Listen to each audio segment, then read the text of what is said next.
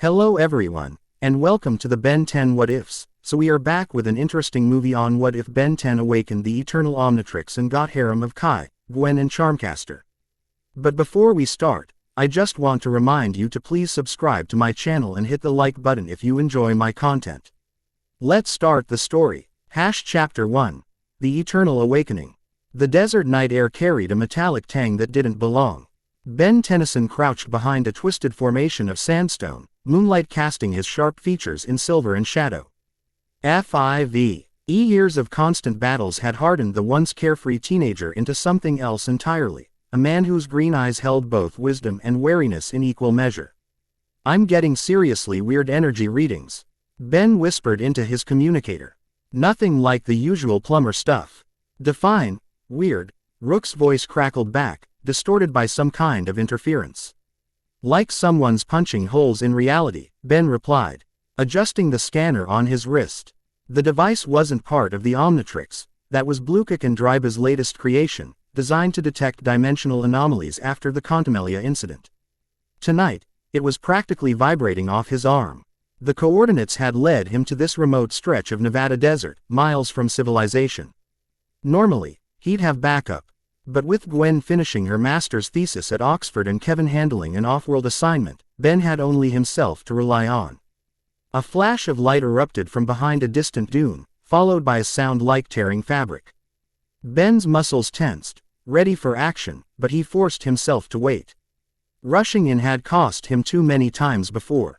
Going silent, he murmured into the communicator. "Something's happening." Ben inched forward on his elbows, sand grinding against his jacket. The light pulsed again, stronger this time, revealing three silhouettes that weren't remotely human. They moved with an unsettling fluidity, as if their bodies weren't quite solid. One held something aloft, something that caught the moonlight and refracted it into 1,000 prismatic shards. The scanner nearly jumped off Ben's wrist, its display flashing warnings in 4 different languages. "Whatever they've got, it's putting out enough energy to power a small sun," Ben whispered to himself. He cycled through the Omnitrix's holographic display, assessing his options. Diamond head for durability, XLR8 for speed. 5 years had taught him the importance of choosing the right alien for the situation. The tallest entity suddenly stiffened, turning its featureless face directly toward Ben's hiding spot. It made no sound, but the other two immediately tensed. They'd sensed him somehow. So much for the subtle approach. Ben's finger hovered over the Omnitrix. "Let's see how you handle Big Chill." The familiar green flash enveloped him as his DNA temporarily rewrote itself. The transformation had long ago stopped being disorienting. It felt like stepping into a different room of the same house. Comfortable, familiar. "Big Chill," he announced, more from habit than necessity. The Necrophrygian's wispy breath crystallized in the desert air as he phased through the rock formation, becoming intangible. The entities didn't react with surprise, they seemed to have expected him. The tallest one, a rippling humanoid shape with what looked like stars visible inside its semi-transparent form, clutched the glowing object tighter. "That doesn't belong to you," Big Chill's raspy voice echoed across the sand. "And you don't belong in this dimension." The entities communicated without speaking, a rapid exchange of light pulses between them. Then, as one, they turned toward Ben. "The bearer arrives as predicted." A voice resonated directly in Ben's mind, bypassing his ears entirely. "The celestial key responds to his presence." The glowing object, the key, pulsed brighter in response, its light somehow reaching through Big Chill's intangibility to illuminate his very bones. "I don't know what you're talking about," Big Chill replied, "but interdimensional theft is still theft." He exhaled sharply, sending a blast of freezing air toward the entities. They dispersed like smoke, reforming meters away, untouched. "Physical laws differ across realities, the voice continued. Your methods are ineffective." The smallest entity raised what might have been an arm, and reality itself seemed to buckle. A wave of distortion rippled toward Big Chill, and even intangible. He felt it pass through him like a surge of electricity. Pain, actual pain while intangible, that wasn't supposed to happen. Big Chill's wings snapped open as he took to the air, trying to gain distance. "Okay, new approach needed." The Omnitrix symbol on his chest flashed as Ben cycled to a different transformation. Clockwork. The mechanical Chronosapien's voice resonated with metallic overtones. The key-like protrusion on his head began to spin, generating a green temporal field that slowed the approaching distortion wave. The entities paused, seemingly reassessing. Chronosapien DNA. Unexpected but insufficient. Clockwork directed a concentrated beam of temporal energy at the tallest entity, attempting to slow it to a near standstill. For a moment, it seemed to work. The entity's movements became sluggish, its starry interior swirling in slow motion. Then the celestial key in its grasp flared, and the temporal effect shattered like glass. A counter wave hit Clockwork with such force that he was thrown backward, gears grinding painfully. He slammed into a boulder, the impact jarring enough to trigger another transformation. Feedback. The conductoid landed on his feet, electricity crackling between his antennae. Whatever these entities were, their energy had to have a frequency he could absorb. The entities spread out, attempting to flank him. The desert sand began to rise and swirl around them, catching the moonlight like tiny stars. 3 against 1. Feedback grinned, plugs extending from his fingertips. I like those odds. He lunged for the nearest entity. Plugs seeking connection. The being didn't dodge. Instead, it allowed the plugs to sink into its translucent form. Feedback's confidence faltered as he felt the energy flow, not into him, but out from him. The entity was draining him. That's not how this works, he gasped, trying to disconnect, but the plugs seemed fused to the entity's form. The Omnitrix on his chest flashed yellow, a warning signal. With a supreme effort, Feedback ripped free, staggering backward. The entity pulsed, growing more solid, more defined. Features began to form on its previous blank face, features that looked disturbingly familiar. It was mimicking him. The bearer's essence is compatible, the voice observed. Acquisition proceeds. The tallest entity raised the celestial key, which now shone so brightly that the desert was illuminated like midday. The key's surface shifted, revealing intricate patterns that seemed to move of their own accord. Feedback knew he needed help. These weren't enemies he could defeat with his current arsenal. He reached for the Omnitrix, intending to switch to Alien X, the only form powerful enough to handle this level of threat. Before his hand touched the symbol, a blast of energy from the key struck the Omnitrix directly. Pain unlike anything Ben had ever experienced surged through his body. Feedback screamed as green light engulfed him. The transformation reverting involuntarily. Ben fell to his knees in human form, the Omnitrix sparking and pulsing on his wrist. What did you do? He gasped, watching in horror as the Omnitrix's green glow shifted to a brilliant white, then cycling through colors he couldn't even name. The key recognizes its purpose, the voice explained with something like satisfaction. The eternal Omnitrix awakens. The pain intensified as the Omnitrix seemed to melt, the metal becoming liquid and flowing up Ben's arm like living mercury. He tried to shake it off, to scrape it away, but it clung to him. Spreading across his chest, down his other arm. Stop, he shouted, falling onto his back, writhing as the liquid metal covered more of his body. The entities watched impassively, the key still pointed at Ben. Resistance is counterproductive, accept the evolution. Through the haze of pain, Ben saw something new, a rift opening in the air above him, a tear in reality itself. Beyond it lay darkness filled with stars unlike any in Earth's sky. The void collective calls, the voice intoned. Your world is but one of many requiring harvest. The rift widened, and something began to emerge, something massive and dark, trailing tendrils of what looked like liquid shadow. Despite the agony, Ben's mind cleared with sudden determination. Whatever was happening to the Omnitrix, whatever these entities wanted, he couldn't let that thing enter Earth's dimension. With supreme effort, Ben forced his hand to the Omnitrix, now a pulsing, swirling mass of energy at the center of the liquid metal covering his chest. If you want evolution, he growled through clenched teeth, let's evolve. He slammed his palm against the core. The explosion of energy knocked the entities backward. The key's beam disrupted. The desert sand fused to glass in a 20-foot radius around Ben as white light erupted from his body. Inside the column of light, Ben felt the Omnitrix changing, evolving. Becoming something more. The liquid metal hardened, forming a sleek exoskeleton that covered his torso like armor, extending down his arms to form gauntlets.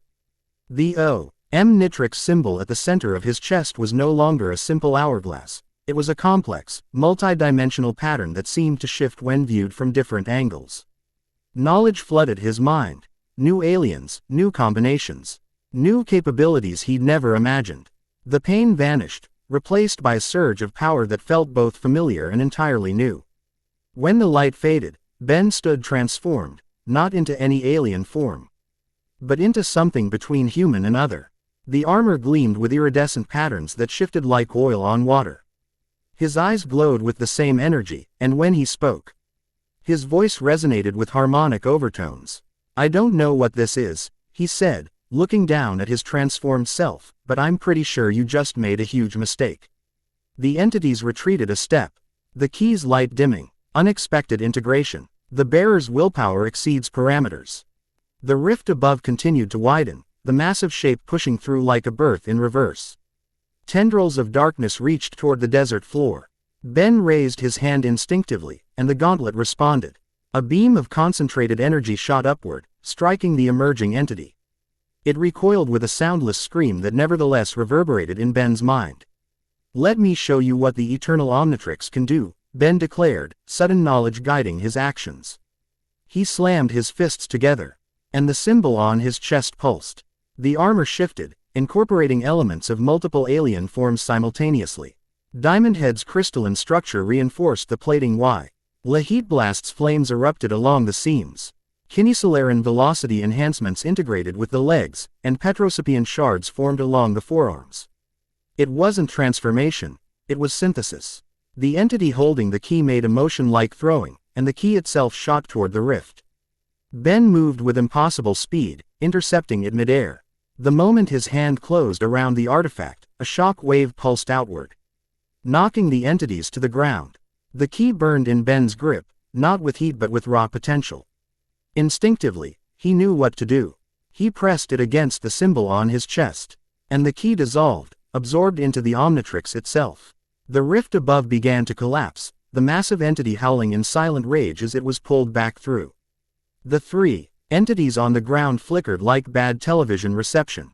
"Containment breach averted. Asterisk, the tallest one communicated, its tone unreadable. The bearer proves worthy, but unprepared. The void will find other passages." They began to fade, their forms becoming transparent. "Wait," Ben called out. "What is the Void Collective? What did you do to the Omnitrix?" "Evolution cannot be undone." Asterisk, came the reply.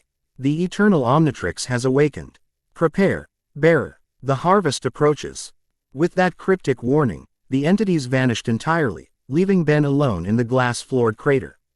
The armor around his body retracted slowly, flowing back into the Omnitrix, which now appeared sleeker, its surface marked with intricate patterns that hadn't been there before. The hourglass symbol remained, but within it, countless smaller symbols shifted and changed, as if cycling through infinite possibilities. Ben staggered, suddenly exhausted, and dropped to one knee. He tapped his communicator. "Rook, anyone, I need pickup." Something happened to the Omnitrix. Only static answered him. Ben looked up at the night sky, where stars twinkled innocently, giving no hint of the rift that had nearly spilled something terrible into his world. "The Void Collective," he murmured. "The Eternal Omnitrix. Great. Just when I thought life couldn't get weirder." He tried the communicator again, then gave up. Whatever energy the celestial key had released, it had fried every piece of tech in the vicinity.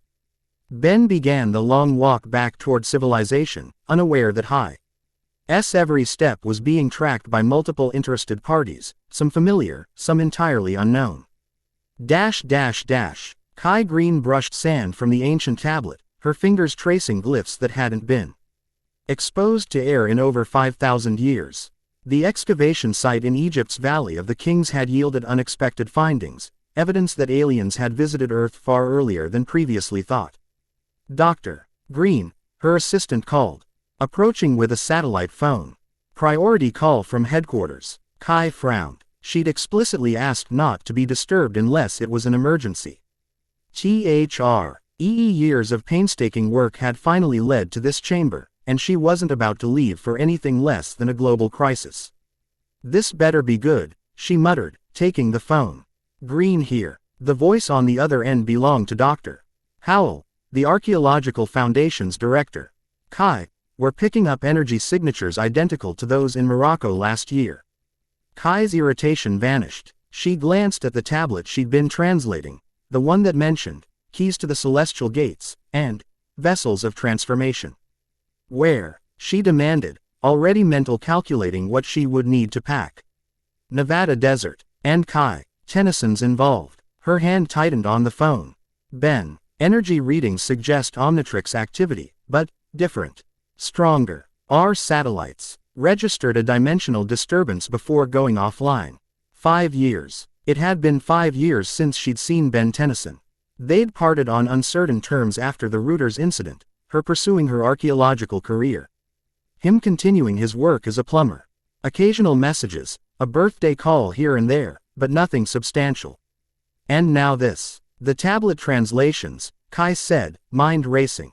They're talking about exactly this, celestial keys that unlock transformative vessels. I thought it was metaphorical, but if these energy signatures match. That's why we're calling you in, Howell confirmed. Transport's already arranged. You leave in 30 minutes. Kai ended the call and stared at the ancient hieroglyphs. The final line, which she'd just translated that morning, seemed to mock her with its prescience. When the stars align, the bearer will awaken, and dimensions will tremble. She'd dismissed it as typical ancient hyperbole. Now she wasn't so sure. CK up the imaging equipment and my reference materials, she told her assistant. I'm being called to another site. But drive. Green. The chamber. Will still be here when I get back. She traced the glyph that represented the bearer, one more time. It bore an uncanny resemblance to the Omnitrix symbol. This is related to my research. Directly related. Within the hour, Kai was aboard a private jet bound for Nevada. Her mind filled with possibilities. The prospect of seeing Ben again after so long brought complicated emotions she'd thought long buried. Their relationship had always been difficult. Her initial attraction to his low-bone form had evolved into something more complex, something neither of them had fully understood or explored before life pulled them in different directions. Now fate, or perhaps something less random, was pushing them back into each other's orbits. Just professional interest, she told herself, reviewing her notes on the tablet translations. The archaeological significance alone justifies my involvement.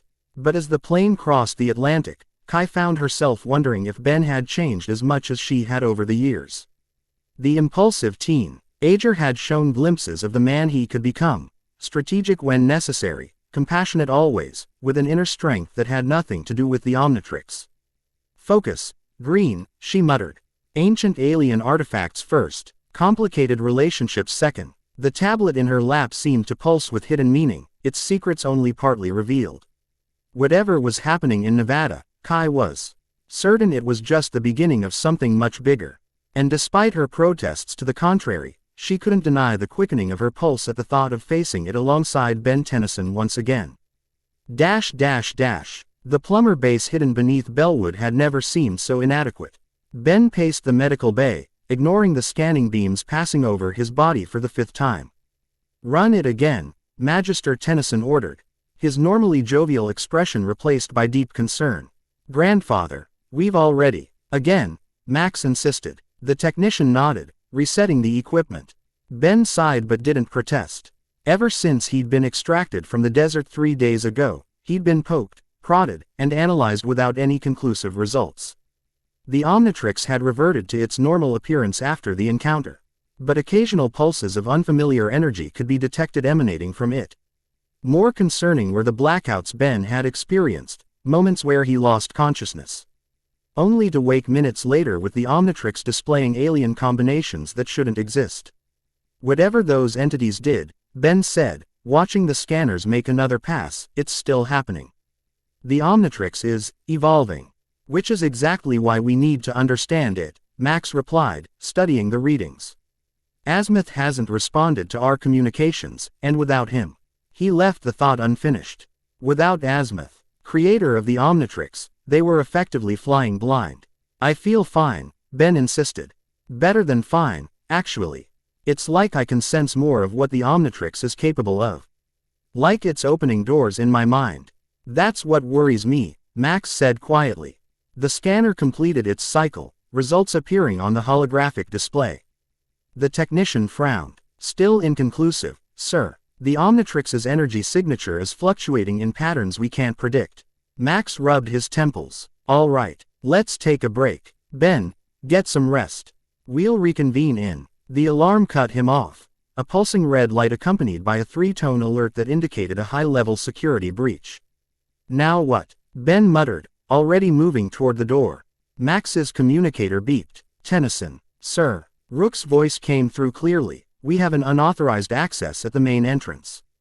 It's Kai Green. Ben froze mid-step. Kai, he repeated. What is she doing here? She claims to have information about what happened in Nevada, Rook continued. And she has documentation from the Extraterrestrial Cultural Preservation Foundation that appears legitimate.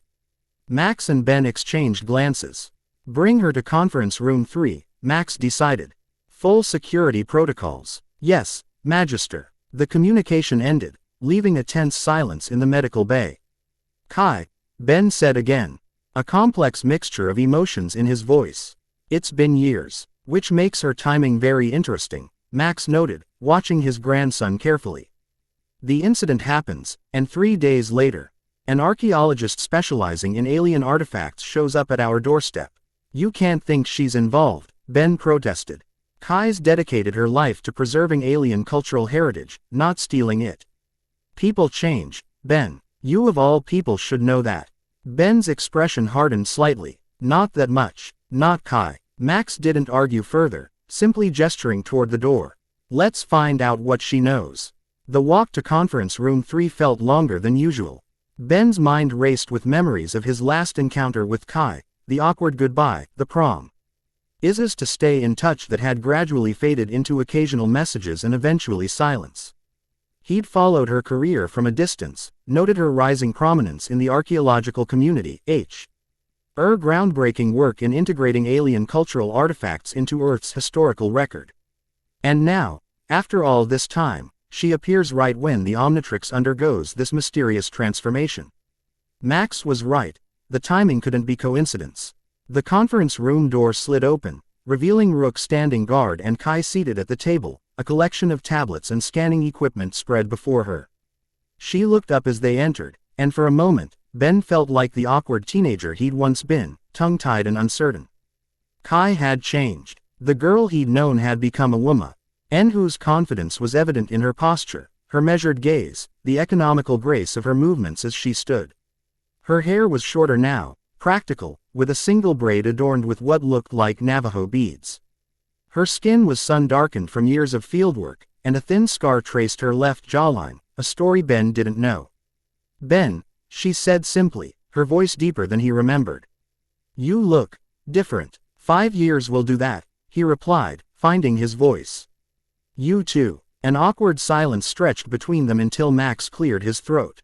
Dr. Green, I understand you have information regarding the Nevada incident.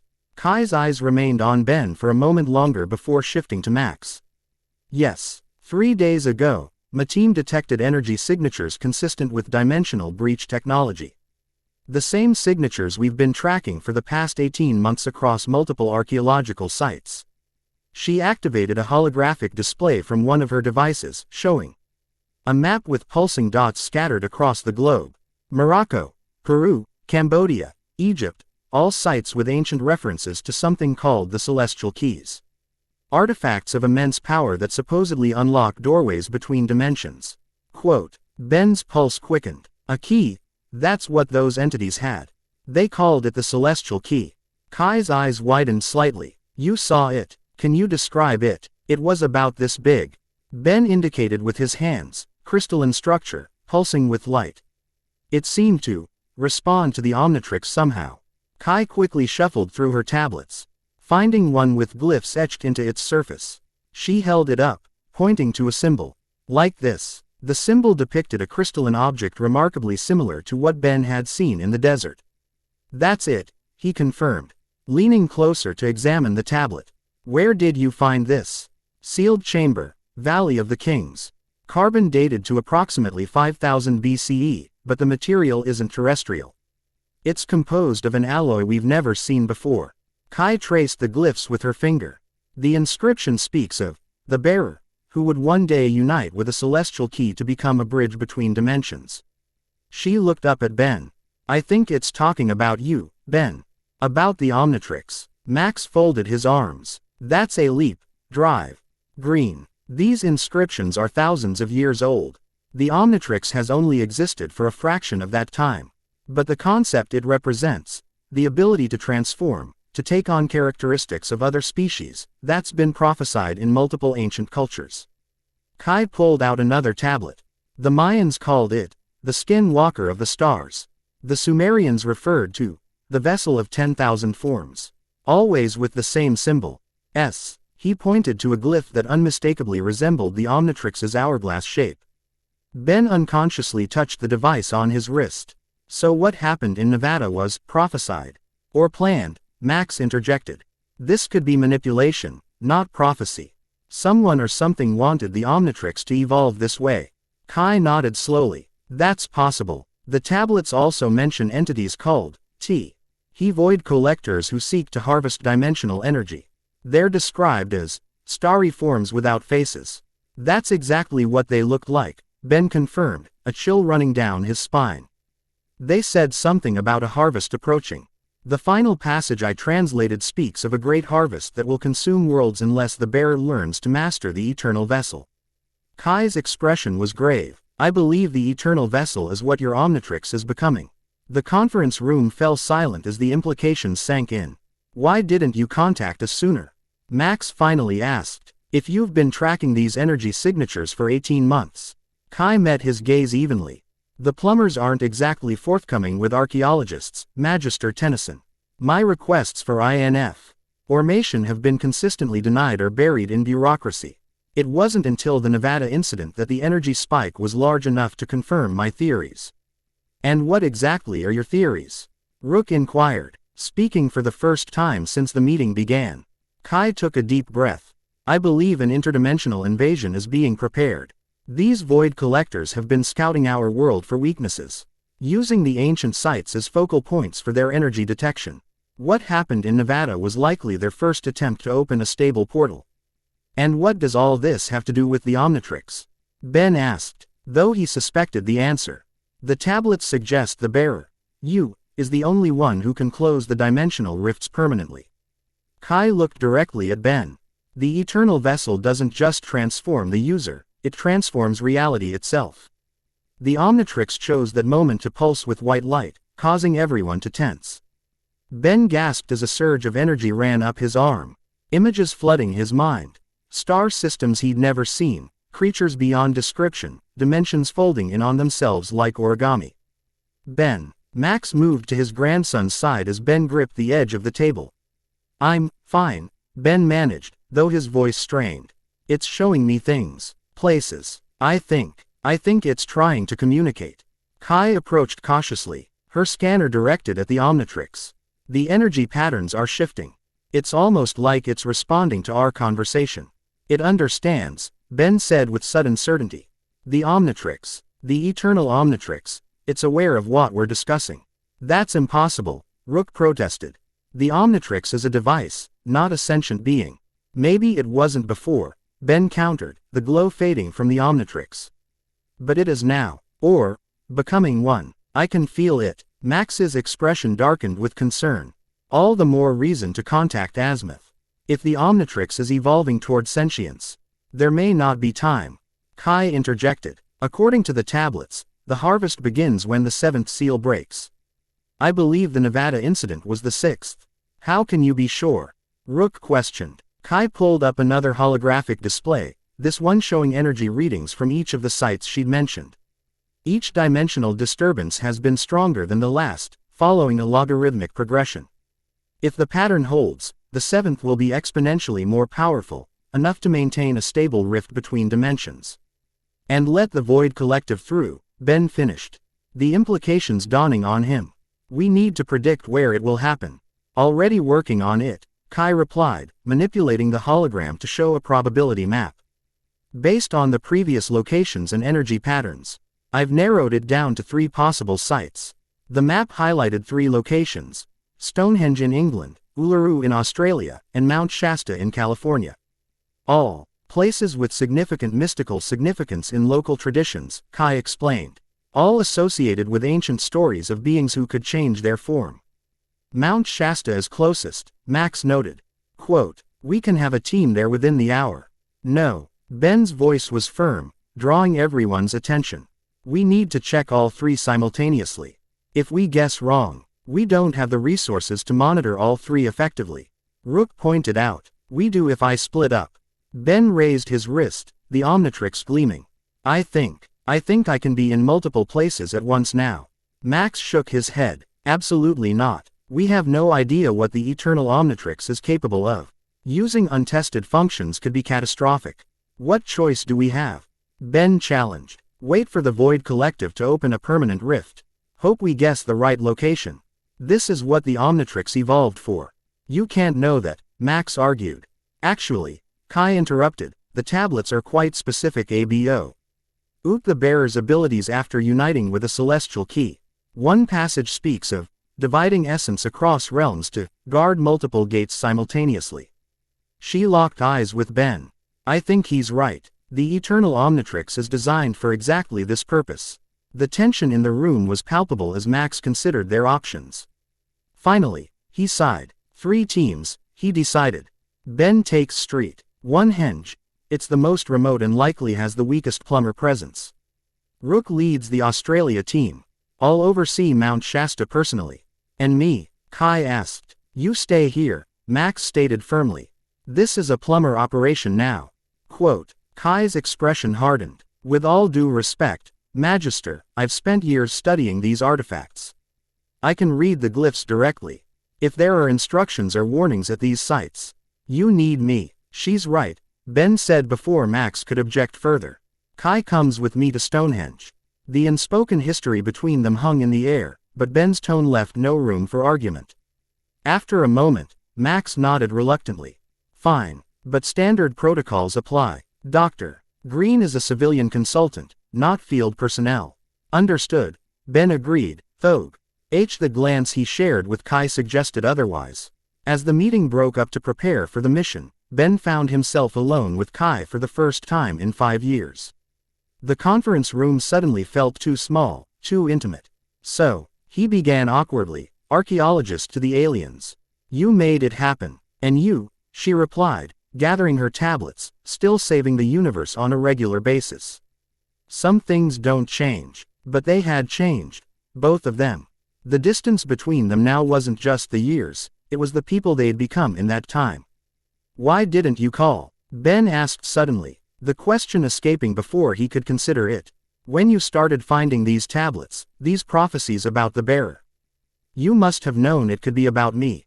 Kai paused, her hands stilling on her equipment. "I did call. 3 times. Your grandfather took the messages."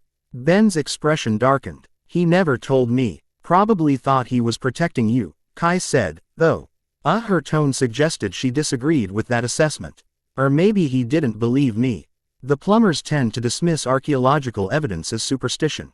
"Still," Ben insisted, "you could have tried harder. This is kind of important." Kai's eyes flashed. "I had a job to do, Ben. A career I've built. The Foundation doesn't exactly approve of its lead archaeologists chasing after alien superheroes based on ancient prophecies." "Is that what you think I am?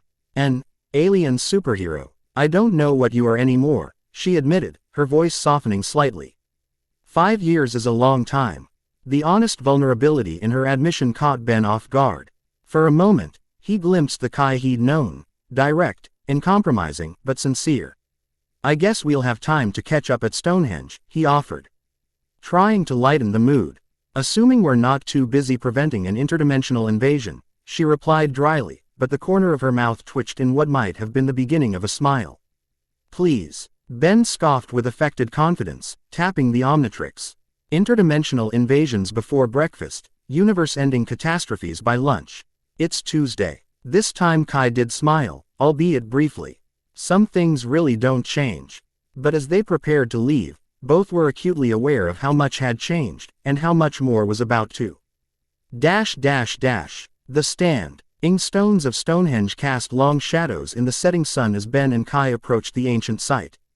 The tourist areas had been evacuated under the pretense of an archaeological survey, leaving the monument eerily abandoned.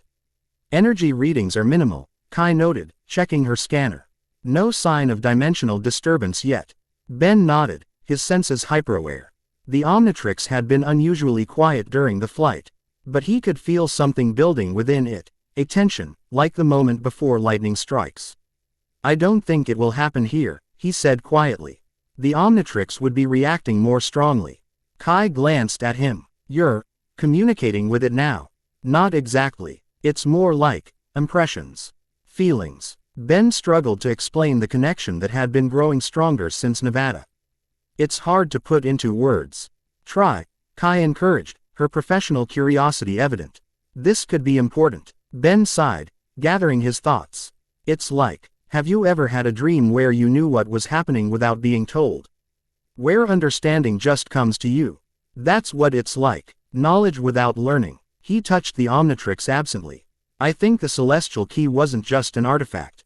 It was information. Data. The Omnitrix absorbed it, and now it's processing, integrating. And what is it telling you about Stonehenge? Kai pressed. That we're in the wrong place, Ben admitted. The energy here is old, dormant. The rift won't open here. Kai frowned, checking her calculations again. The pattern suggests one of these three sites. If not here, then Australia or California, or somewhere we haven't considered, Ben countered. What if? The Omnitrix suddenly flared to life, its surface shifting from green to white. Ben gasped as a surge of energy coursed through his arm. Ben. Kai reached for him instinctively. It's happening, he managed through clenched teeth. Not here. Mount Shasta. I can see it. Images flashed through his mind with crystal clarity, the mountain silhouetted against the night sky, air distorting above its peak, the familiar starry forms of the void collectors emerging from nothingness. We have to warn them, Kai said urgently, reaching for her communicator. No time, Ben replied, the Omnitrix pulsing faster. I need to go there. Now. How? Even with your fastest alien form. We're thousands of miles away. Ben met her gaze, determination hardening his features. The eternal Omnitrix can do more than just transform me. It can transport me, maybe both of us. That's not possible, Kai protested, though her voice lacked conviction. After everything she'd translated from the tablets, she knew better than to dismiss the impossible. Stand close to me, Ben instructed, raising his hand to the Omnitrix. This might feel strange. Kai hesitated only briefly before stepping closer, her shoulder pressing against his. Ben closed his eyes, focusing on the images in his mind. Letting the knowledge flow through him. The Omnitrix responded, its surface flowing like liquid once again, spreading across his hand, his arm, encompassing both him and Kai in a cocoon of energy. Ben, Kai began, alarm evident in her voice. Trust me, he interrupted softly. Please. Their eyes met for a moment, years of history between them, and Kai nodded once. Ben twisted the Omnitrix dial in a pattern that came to him instinctively, then pressed it down. The world dissolved around them in a flash of blinding light. Mount Shasta loomed above them, its peak shrouded in unnatural clouds that swirled with too much purpose to be weather. The air hummed with energy that made their teeth ache and hair stand on end. Kai stumbled, disoriented. Why the instantaneous transition from English countryside to California wilderness? Ben caught her arm, steadying her. What did you? How did we? She tried, unable to form a coherent question. Spatial folding, Ben explained. Though the knowledge felt borrowed, implanted rather than learned. The Omnitrix created a temporary wormhole. That's not a function it had before, Kai stated, finding her balance again. Definitely new, Ben agreed, looking toward the mountain's peak where distortions were now visible to the naked eye. And we're not a moment too soon. In the distance, they could see plumber vehicles and personnel establishing a perimeter around the mountain's base. Max would be coordinating the response, unaware that the true threat was already manifesting at the summit. Your grandfather's team won't reach the peak in time, Kai observed, following Ben's gaze. The rift is already forming. Ben nodded grimly. Then we go up alone. How? It's a difficult climb under normal circumstances. And these are definitely not normal. In answer, Ben activated the Omnitrix again, cycling through holographic displays that moved too quickly to follow before settling on a familiar silhouette. Jetray, Ben announced as the transformation completed, his human form replaced by the aerodynamic amphibian. Hang on tight. Kai hesitated only briefly before wrapping her arms around Jetray's neck. With a powerful thrust, they were airborne, rocketing toward the mountain's peak at incredible speed. The air grew colder and thinner as they ascended, but more concerning was the increasing distortion, ripples in reality that Jetray had to navigate like aerial potholes. The dimensional barriers are already weakening, Kai shouted over the wind. We might be too late. Never too late, Jetray replied with characteristic determination. Not while I'm still breathing. They crested the summit to find a scene of otherworldly chaos. A rift had indeed begun to form, a jagged tear in reality that pulsed with the same starry void Ben had glimpsed in Nevada. Around it hovered 5 of the entities, void collectors, their featureless forms now partially solidified, taking on more defined shapes. Most alarming, however, was the massive crystalline structure they were assembling at the rift's edge, a framework of what appeared to be multiple cells. Teal keys arranged in a complex geometric pattern. Is that what I think it is? Jetray asked, hovering at a safe distance. Kai's grip tightened. It matches descriptions from the tablets, the Gate of Worlds. If they complete it, the harvest begins, Jetray finished grimly. One of the collectors turned its attention toward them, its blank face rippling with what might have been recognition. The bearer arrives. The familiar mental voice intruded. As was foreseen. You knew I'd come here, Jetray accused. The other sites were decoys. The pattern must be honored, the collector replied. The bearer must choose freely. Choose what? Kai demanded. The entity's attention shifted to her, head tilting in apparent curiosity. The interpreter speaks. Unexpected, but not unwelcome. The choice remains the same, join or resist. Harvest or be harvested.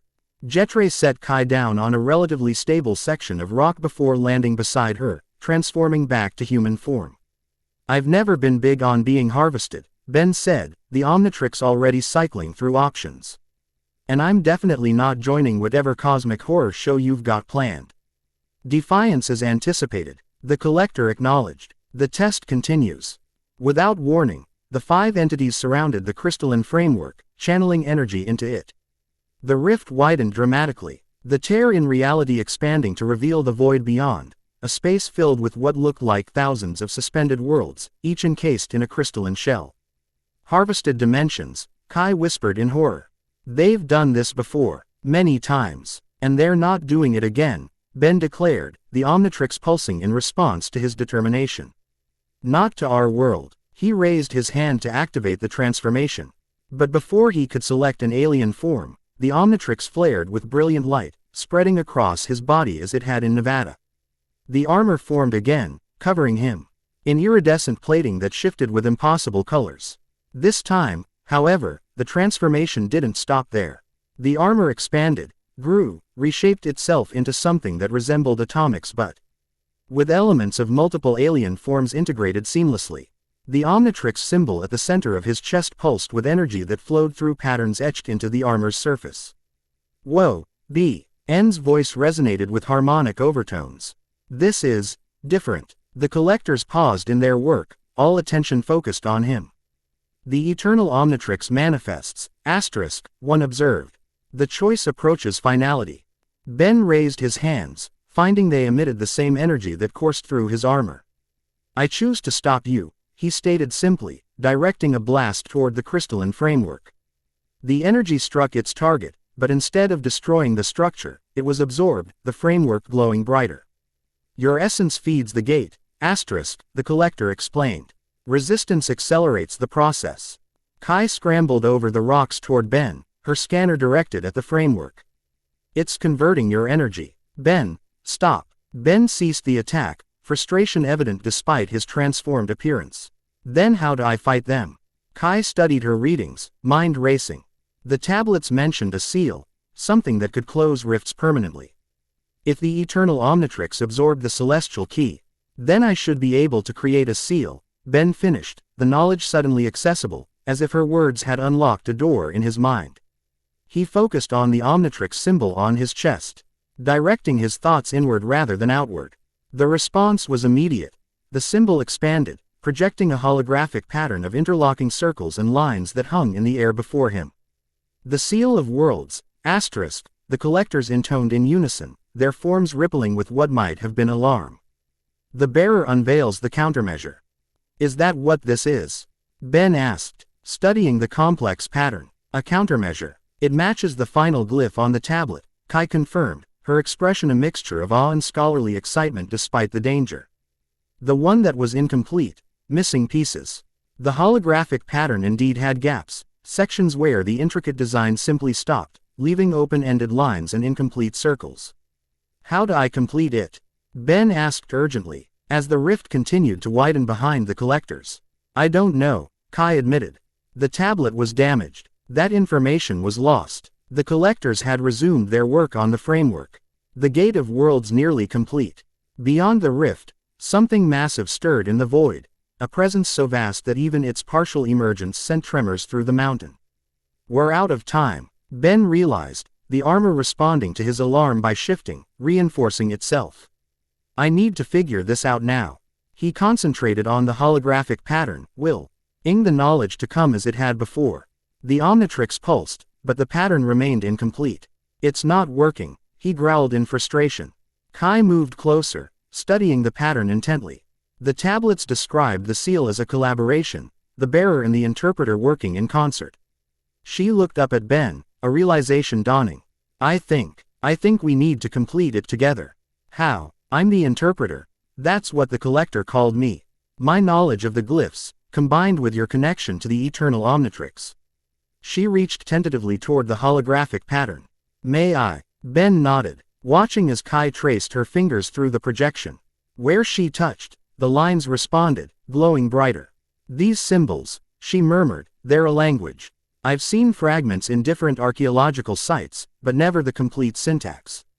Her fingers moved with increasing confidence, rearranging elements, closing loops, connecting lines.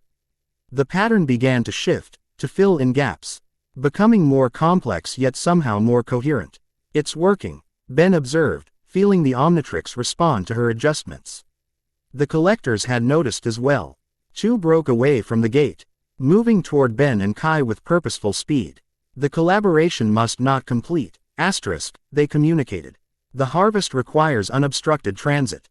Ben iced one hand toward the approaching entities, channeling energy into a shield while maintaining the projection with his other hand. Keep working, he told Kai. I'll hold them off. The shield held against the first collector's assault. But the second circled around, approaching from another angle. Ben was forced to divide his attention, weakening the projection. Almost there, Kai said, her focus absolute despite the danger. There's a final sequence, but I can't quite. The collectors pressed their attack, forcing Ben backward. The projection wavered, parts of the pattern fading. Kai, hurry, I need to see the whole pattern. She replied, frustration evident. There's a symmetry to it, but part is still missing. Beyond the rift, the massive presence drew closer, its approach distorting space itself. The mountain trembled beneath their feet, rocks splitting and crumbling. In desperation, Ben reached for Kai, pulling her close with one arm while maintaining the failing shield with the other. Then see it through my eyes, he said, pressing his forehead to hers. The contact created an unexpected connection. The Omnitrix pulsed, and suddenly Kai gasped as information flooded her mind. Images, symbols, knowledge that had been locked within the celestial key now flowed between them. I see it, she whispered, eyes wide with understanding. The pattern, it's not just a seal. It's a reconfiguration of dimensional constants. Her hands moved with newfound certainty, completing sections of the pattern that had eluded her before. The projection solidified, growing brighter, more substantial. The collectors redoubled their assault, but Ben's shield held firm, strengthened by the same energy flowing into the pattern. One more sequence, Kai said, fingers tracing the final elements. There, the pattern locked into place with an audible click, the holographic projection suddenly transforming into a physical manifestation of pure energy. It spun before them, a complex three-dimensional seal that hummed with power. Now what? Ben asked, still holding Kai close. We close the rift, she replied with certainty born of the shared knowledge. Together, as if responding to her words, the seal began to move toward the rift of its own accord, pulling Ben and Kai with it. The collectors attempted to intercept, but the seal repelled them, its energy antithetical to their very existence. The seal cannot be deployed, asterisk, they protested, their mental voices distorted with what might have been fear. The harvest is ordained. Not today, Ben replied, guiding the seal forward with one hand while keeping the other arm around Kai. Not ever. Together, they pushed the seal into the rift itself. The moment it made contact, a blinding flash of light erupted, accompanied by a sound like reality tearing in reverse. The rift began to close, edges knitting together like a wound healing at impossible speed. The massive presence beyond shrieked in silent rage as it was pushed back into the void. The collectors' forms began to dissipate, their substance drawn back through the closing rift. This world is spared, asterisk, they acknowledged as they faded. But others remain vulnerable. The harvest continues elsewhere. Until we meet again, bearer and interpreter. With a final pulse of light, the rift sealed completely, leaving only the night sky visible above Mount Shasta. The crystalline framework that had formed the gate shattered into dust, dispersed by the mountain wind. The armor around Ben receded, flowing back into the Omnitrix, which now glowed with a steady, calm light. He and Kai stood alone on the summit, still in each other's arms, both processing what had just occurred. We did it, Kai said finally, her voice tinged with disbelief. We actually sealed a dimensional rift. We did, Ben agreed, suddenly aware of how close they were standing. He released her somewhat awkwardly, taking a step back. That was incredible, the way you completed the pattern. It wasn't just me, Kai pointed out. That connection, when you touched me, I could suddenly see everything. Knowledge I couldn't possibly have had access to. Ben glanced at the Omnitrix. The eternal Omnitrix shared its information with you. It chose you as the interpreter. Is that significant? Kai asked, studying his expression. Before Ben could answer, the sound of approaching helicopters filled the air. The plumber response team had finally reached the summit. Significant. Ben repeated thoughtfully. Yeah, I think it might be very significant. But I'm not sure what it means yet. As the helicopters landed and plumber agents secured the area, Ben and Kai exchanged a look of shared understanding. Whatever had begun tonight was far from over. The Void Collector's parting message had made that clear. Other worlds remained threatened. The harvest continued, and somehow, the bearer and the interpreter were now central to stopping it. Max emerged from the lead helicopter, relief evident on his weathered face when he spotted Ben. That relief quickly turned to confusion at the sight of Kai standing beside him. How did you two get here? He demanded over the noise of the rotors. You were supposed to be at Stonehenge. Ben and Kai exchanged another glance, a hint of conspiracy in their shared smile. It's a long story, grandfather, Ben called back. A very long story. The Omnitrix pulsed once more on his wrist, as if in agreement. The eternal Omnitrix had awakened, and with it, a new chapter in Ben Tennyson's already extraordinary life. Chapter 1 and Chapter 2, Shadows of Legerdemain. Silver moonlight spilled across the ancient stone circle as Charmcaster, hope to the very few who knew her true name, Trace. Arcane symbols with fingers that glowed with mana. 5 years trapped in Legerdemain had changed her. Gone were the playful pigtails and the theatrical makeup. Her silver hair hung loose around Ace marked by determination rather than malice, her violet eyes reflecting wisdom earned through suffering. The dimensional disturbances had not gone unnoticed in the magical realm. Cracks had begun to appear in Legerdemain's already tenuous reality, fractures that whispered of something vast and hungry pressing against the boundaries of existence. After years of rebuilding her power base following Adwaita's defeat, Charmcaster had no intention of watching another tyrant consume her ancestral home. The convergence approaches, she murmured, completing the final sigil. The stone circle, A4. Godden monument in the Welsh countryside, hummed with power that had nothing to do with its original purpose. The veil thins. Her familiar, A small stone creature that resembled a miniature gargoyle chittered nervously from her shoulder. I know the risks, she responded, as if understanding its concerns. But staying in Legerdemain means certain destruction. At least this way we have a chance. The circle of sigils began to glow. First purple with her mana, then shifting to a brilliant white that matched the recent disturbances she'd sensed throughout the magical dimensions. Energy crackled along the ancient stones, arcing upward to form a dome of power. Charmcaster stood at the center, arms outstretched, reciting an incantation in a language that predated human civilization. The words twisted and writhed in the air, taking physical form as glowing symbols that orbited her body. The doors between worlds stand ajar, she intoned, voice resonating with power. I claim passage by right of blood and knowledge. Legerdemain to earth, locked no more. The dome of energy collapsed inward, converging on Charmcaster in a blinding flash. For a moment, the entire stone circle was bathed in unearthly light. Then darkness returned, leaving nothing but smoking sigils etched into ancient rock. Charmcaster was gone. 3 days after Mount Shasta, Ben Tennyson sat in Plumber headquarters, staring at holographic displays of dimensional energy readings while fighting to keep his eyes open. The adrenaline that had carried him through the confrontation with the Void Collectors had long since faded, leaving exhaustion in its wake. This is the fifth anomaly in 72 hours, Rook observed, manipulating the display to show a global map with pulsing red indicators.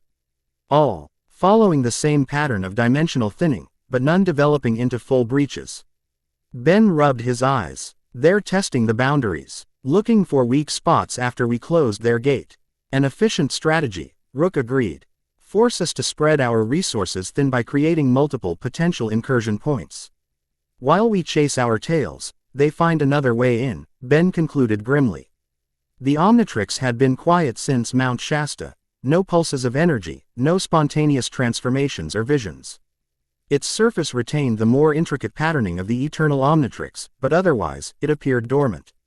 Ben found the silence more unsettling than the chaotic awakening had been. Kai entered the command center, still looking somewhat out of place among the Plumber personnel.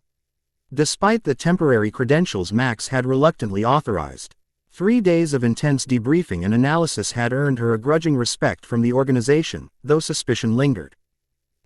NY progress with the tablet translations? Ben asked, grateful for the distraction. Some, Kai replied, setting down a tablet computer beside the holographic display. I've been cross-referencing THE symbols from the Seal of Worlds with ancient texts from other sites. There are connections I never noticed before. She pulled up images of glyphs from various archaeological sites, Sumerian cuneiform beside Mayan carvings, Egyptian hieroglyphics next to Chinese oracle bones. They're all describing the same events, just through different cultural lenses, she explained, eyes bright with akedum. I see excitement despite her obvious fatigue.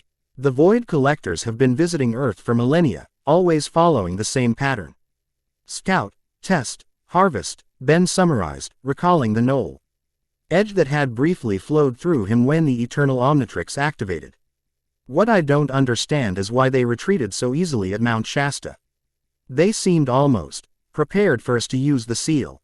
Perhaps because they have alternative methods of accomplishing their objective, Rook suggested. The Mount Shasta gate may have been merely one approach among many. An alarm suddenly blared through the command center. Red warning lights pulsing along the walls. The holographic display flickered, then stabilized to show a new anomaly, this one far stronger than the previous alerts. Location, Ben demanded, instantly alert. Wales, the technician replied, zooming in on the map. Countryside near an archaeological site known as the Carmarthen Stones. Kai's expression sharpened. Those stones are associated with Merlin, what English speakers would call Merlin. They're said to be a doorway to the fairy realm. Legerdemain, Ben breathed, a chill running down his spine. The magical dimension. The Omnitrix suddenly pulsed on his wrist, its surface shifting with patterns that hadn't been visible moments before. Ben gasped as a surge of information flooded his mind, images of stone circles, glowing portals, and a familiar figure with silver hair and violet eyes. Charmcaster, he said, certainty in his voice. She's come through from Legerdemain. How could you possibly know that? Kai asked, her skepticism tinged with curiosity. Ben tapped the Omnitrix. It showed me. Don't ask me how. I just saw her using the stone circle as a doorway. The eternal Omnitrix. X appears to possess awareness of dimensional breaches, Rook noted, his tone analytical despite the extraordinary claim. Fascinating. Breaches go both ways, Ben pointed out, already moving toward the door. If Charmcaster can come through from Legerdemain, the Void Collectors could use the same pathway to bypass our defenses, Kai finished, understanding immediately. I need to get to Wales, Ben stated. Now. Max Tennyson entered the command center, his expression grave. Not alone, you don't. This could be exactly what they're waiting for, to catch you isolated and vulnerable. Grandfather, we don't have time for a full tactical team, Ben argued. The spatial folding ability the Omnitrix showed at Stonehenge can get me there instantly. An ability you've used exactly once. With no understanding of its limitations or risks, Max countered. What happens if it fails mid-transport? Then send someone with me who knows the terrain, Ben suggested, frustration evident in his voice. Someone who can help if Charmcaster is involved. Max considered for a moment, then nodded. Kai goes with you. Her archaeological knowledge could prove useful, and she's already seen what the Eternal Omnitrix can do. Kai's expression registered surprise before shifting to determination. I'll need my equipment and reference materials on Welsh magical sites. 5 minutes, Max agreed. Rook, prep an emergency response team as backup, but hold for my signal. If this is a diversion to draw our resources away from another target, we need to be prepared. As the command center erupted into activity, Ben caught Kai's eye across the room. A silent understanding passed between them, the bearer and the interpreter, stepping once more into unknown territory together. Ever been to Wales? Ben asked with a forced lightness that didn't reach his eyes. Twice, Kai replied, gathering her equipment with efficient movements. Beautiful country, fascinating mythological traditions, terrible weather. Perfect, Ben sighed. Just what we need. Magical confrontation in the rain. Despite the quip, his hand unconsciously moved to the Omnitrix, fingers tracing the increasingly complex patterns on its surface. Whatever awaited them at the Carmarthen Stones, Ben sensed it would reveal more about the Eternal Omnitrix's purpose, and perhaps his own. The Carmarthen Stones stood in a perfect circle atop a windswept hill, ancient sentinels wrapped in mist that seemed to defy the brisk wind. Rain fell in a gentle but persistent drizzle, beating on the smooth surface of egalithic stones that predated written history. In the center of the circle, Charmcaster knelt, one hand pressed against the earth, the other extended toward the sky. Her eyes glowed with mana as she took stock of her surroundings. Sensing the currents of magical energy that flowed through this nexus point, her familiar hovered nearby, its stone wings allowing it to dart between raindrops as it kept watch. The barriers are thinner here than I expected, she murmured, concern evident in her voice. Something's been weakening them systematically, something that isn't magical in nature. The stone creature chittered a response, gesturing with tiny clawed hands toward the eastern horizon. I sense it too, Charmcaster agreed, rising to her feet in one fluid motion. Someone's coming, someone powerful. She raised her hands, summoning her magical power. After 5 years of rebuilding her strength in Legerdemain, her mana manifested differently than before, deeper, more controlled. The violet energy shot through with threads of silver and white. Let them come, she said, a grim smile forming on her lips. I didn't escape one collapsing dimension just to be ambushed in another. The air within the stone circle shimmered, protective wards springing to life under her direction. Charmcaster settled into a defensive stance, ready to face whatever approached, be it plumber, magical enforcer, or something else entirely. What she wasn't prepared for was the tear in space itself that opened at the edge of the stone circle, disgorging 2 figures before sealing itself with a flash of green light. Ben Tennyson, she said, recognition and wariness mingling in her voice. Of course it would be you. Ben steadied Kai as the spatial fold closed behind them, the transition Fr. Own plumber headquarters to Welsh countryside momentarily disorienting. Rain immediately began soaking through their clothing, the temperature drop a shock to systems that had been in climate-controlled comfort moments before. Told you, Kai muttered, pulling up her hood. Terrible weather. Ben barely registered her comment, his attention fixed on the figure standing within the stone circle. Charmcaster looked different than he remembered, harder, more focused, the theatrical elements of her appearance stripped away to reveal something more authentic and, paradoxically, more intimidating. Charmcaster, he acknowledged, approaching the edge of the circle but not stepping inside. He could feel the magical barriers she'd erected, a subtle resistance against the Omnitrix's energy. Been a while. 5 years, 2 months, and 16 days, she replied with precision that suggested the time had been counted. Not that I've been keeping track. Her eyes narrowed as she assessed him. You've changed. There's something different about your energy signature. Could say the same about you, Ben countered, noting the altered quality of her mana. Legerdemain fashion trends moving away from the witch punk aesthetic. A ghost of a smile touched her lips before vanishing. When you've ruled and lost a dimension, frivolous fashion choices seem less important. Her gaze shifted to Kai. You're not Gwen. Who's the archaeologist? Kai blinked in surprise. How did you? The careful way you're studying the stone circle while trying to appear casual, Charmcaster interrupted. Quote, the reference materials peeking from your bag. The calluses on your hands consistent with someone who handles delicate artifacts regularly. I wasn't always a sorceress, I was a scholar first. Kai Green, Ben introduced. Meet Hope. Though she prefers Charmcaster these days. Hope, Kai repeated, eyebrows rising. Your real name is Hope. Charmcaster's expression hardened. My name is my own business. What matters is why you're here. Dimensional breaches don't exactly go unnoticed in magical circles, Tennyson. What have you done? Why assume I've done anything? Ben asked, a defensive edge creeping into his voice. Charmcaster's laugh was short and without humor. Because trouble follows you like a shadow, and dimensional stability doesn't collapse on its own. She gestured toward the Omnitrix. Besides, that thing on your wrist is radiating energy patterns I've never seen before, energy that matches the fractures appearing throughout Legerdemain. Ben and Kai exchanged glances. You know about the dimensional disturbances? Kai asked carefully. Know about them. I've been fighting to contain them for months, Charmcaster replied, frustration evident in her voice. Legerdemain is coming apart at the seams. That's why I'm here. My home dimension is collapsing, and all evidence points to Earth as the epicenter of whatever's causing it. She took a step closer, her magical barriers shimmering around her. So I'll ask again. What have you done, Ben Tennyson? Ben hesitated, weighing how much to reveal. Charmcaster had been an enemy more often than an ally over the years. Though their last encounter had ended with a tentative truce. Still, her knowledge of magical dimensions could prove invaluable against the Void Collectors. I didn't cause the disturbances, he finally said. But I have encountered what did. They call themselves the Void Collectors, interdimensional entities harvesting energy from multiple realities. Charmcaster's expression shifted from accusation to intense focus. Describe them. Humanoid, sort of. Translucent bodies with what looks like stars inside. No distinct features, but they can communicate telepathically, Ben explained.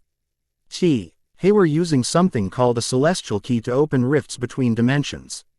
The Alfairy, Charmcaster breathed, genuine alarm crossing her face. Ancient texts in Legerdemain mention them, beings that exist between dimensions, consuming the energy of entire worlds to sustain themselves. Her gaze fixed on the Omnitrix. But that doesn't explain the energy signature you're carrying. It's similar to theirs, but different. More structured. Ben glanced down at the Omnitrix, which had begun to pulse gently with soft light. That's complicated. The short version is that the Omnitrix absorbed a celestial key and evolved into something called the Eternal Omnitrix. It has new capabilities we're still figuring out. You absorbed an Alfairy artifact. Charmcaster's voice rose in disbelief. Do you have any idea how dangerous? She stopped mid-sentence, her head snapping toward the sky as if hearing something beyond normal perception. Ben felt it a moment later, a subtle vibration through the Omnitrix. A disturbance in the fabric of reality itself.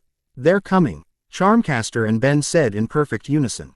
The air above the stone circle began to distort, reality fold.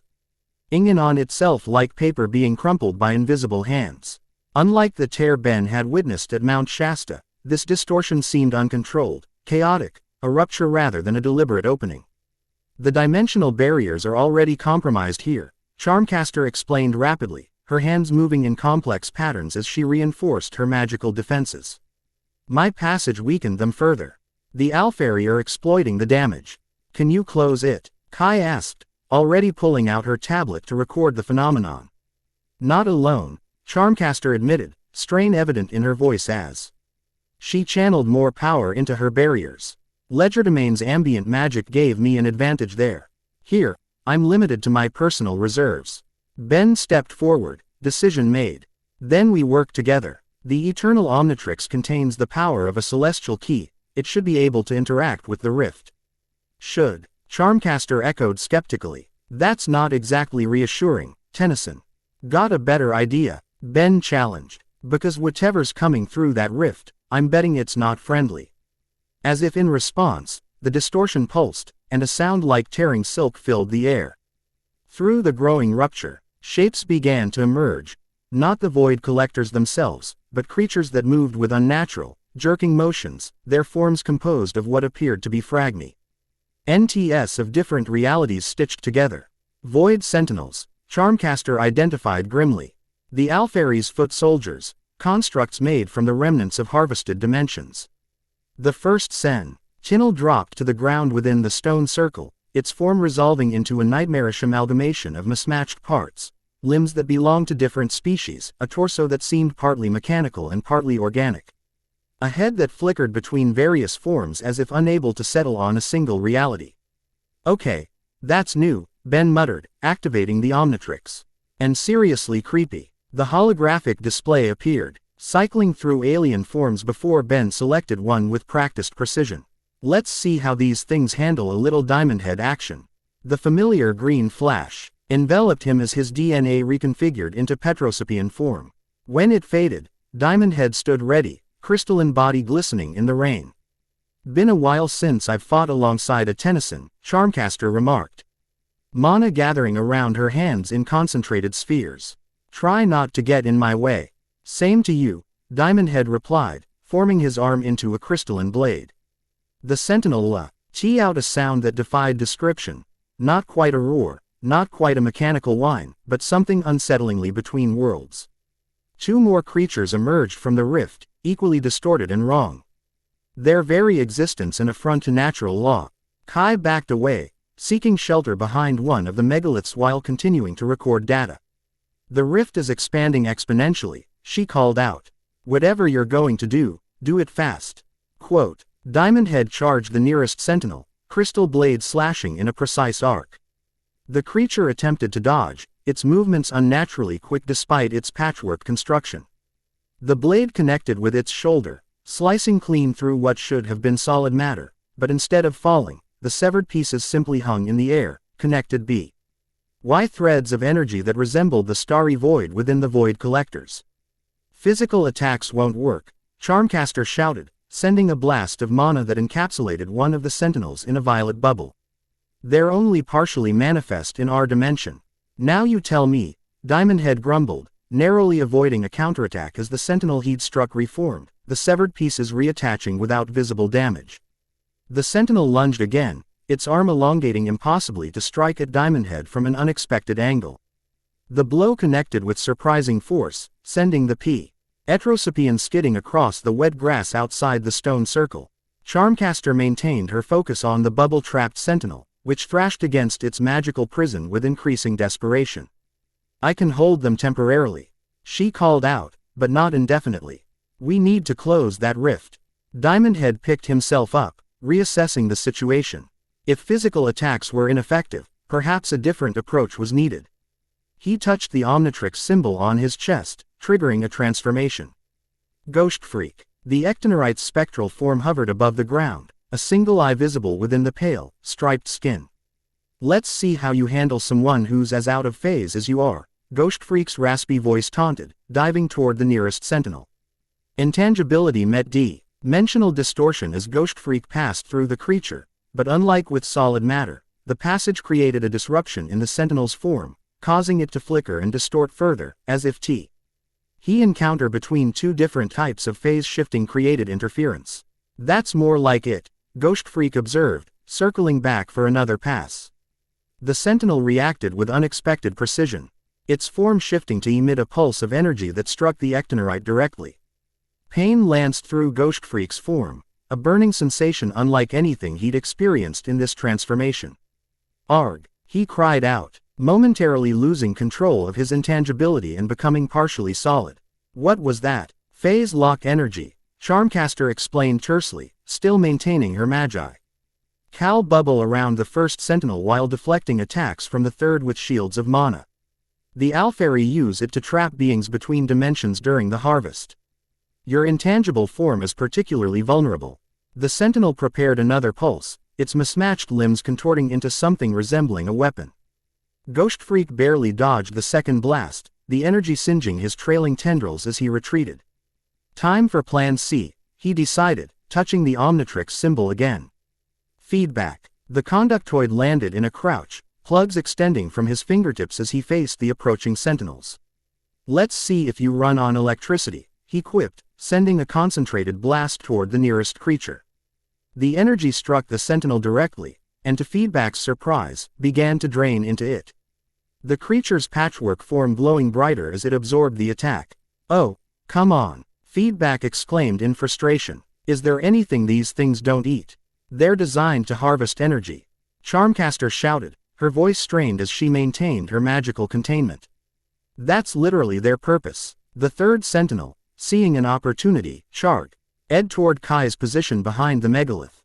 The archaeologist scrambled backward, but her foot caught on a root, sending her sprawling on the rain-slicked ground.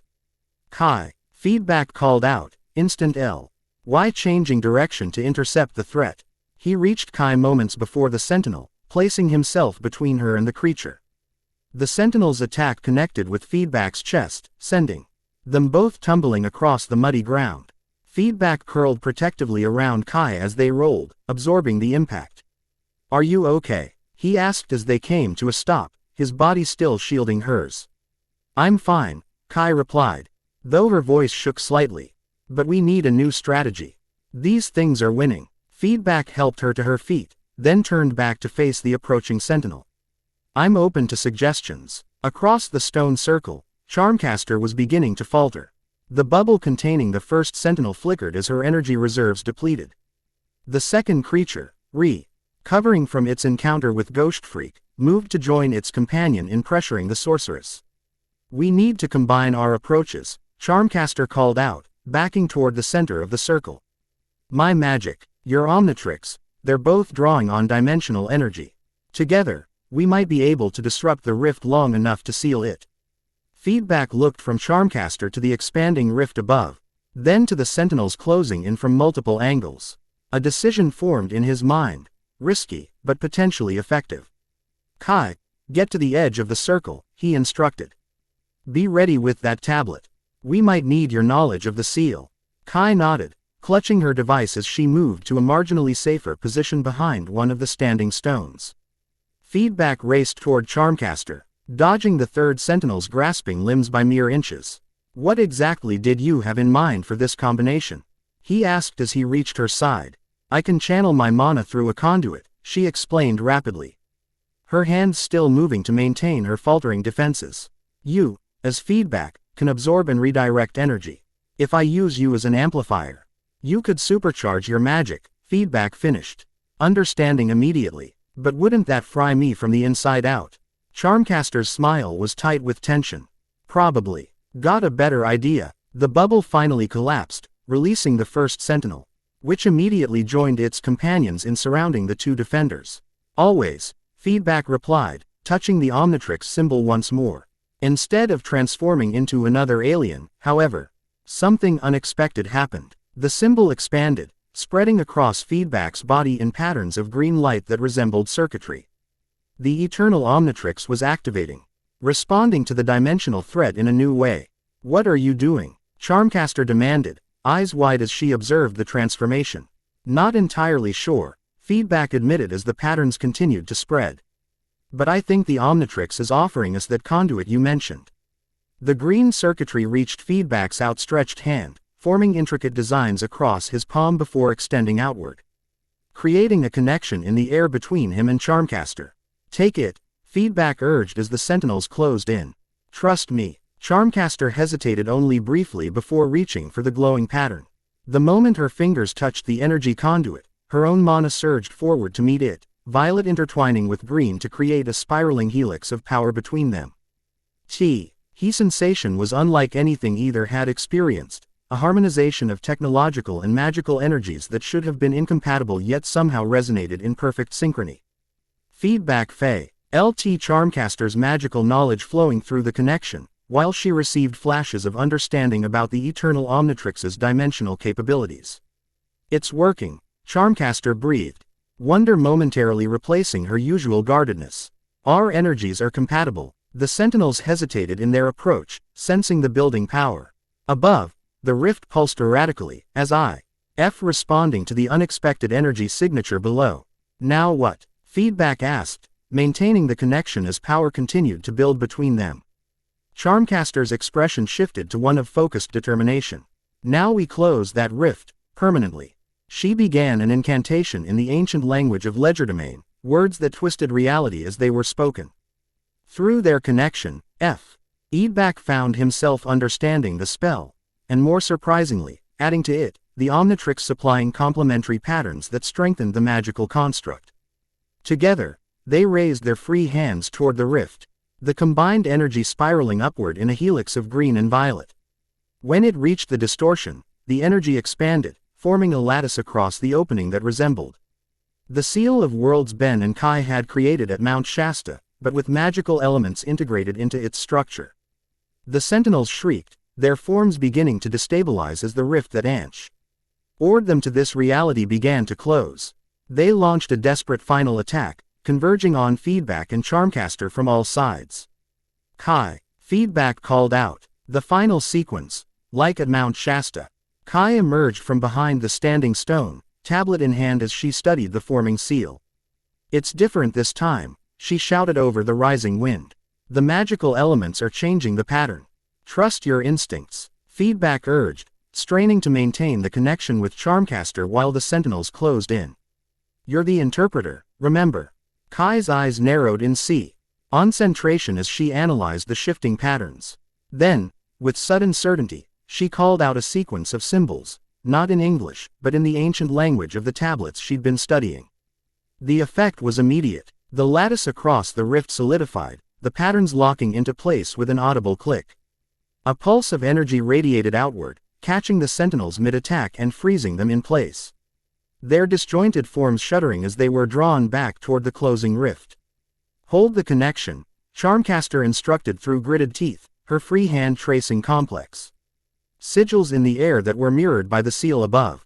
One final push. Feedback channeled every ounce of energy he could muster through their connected hands, the eternal Omnitrix pulsing rhythmically on his chest. The circuitry patterns flared brilliantly, and for a moment, both he and Charmcaster were lifted slightly off the ground by the sheer power flowing through them.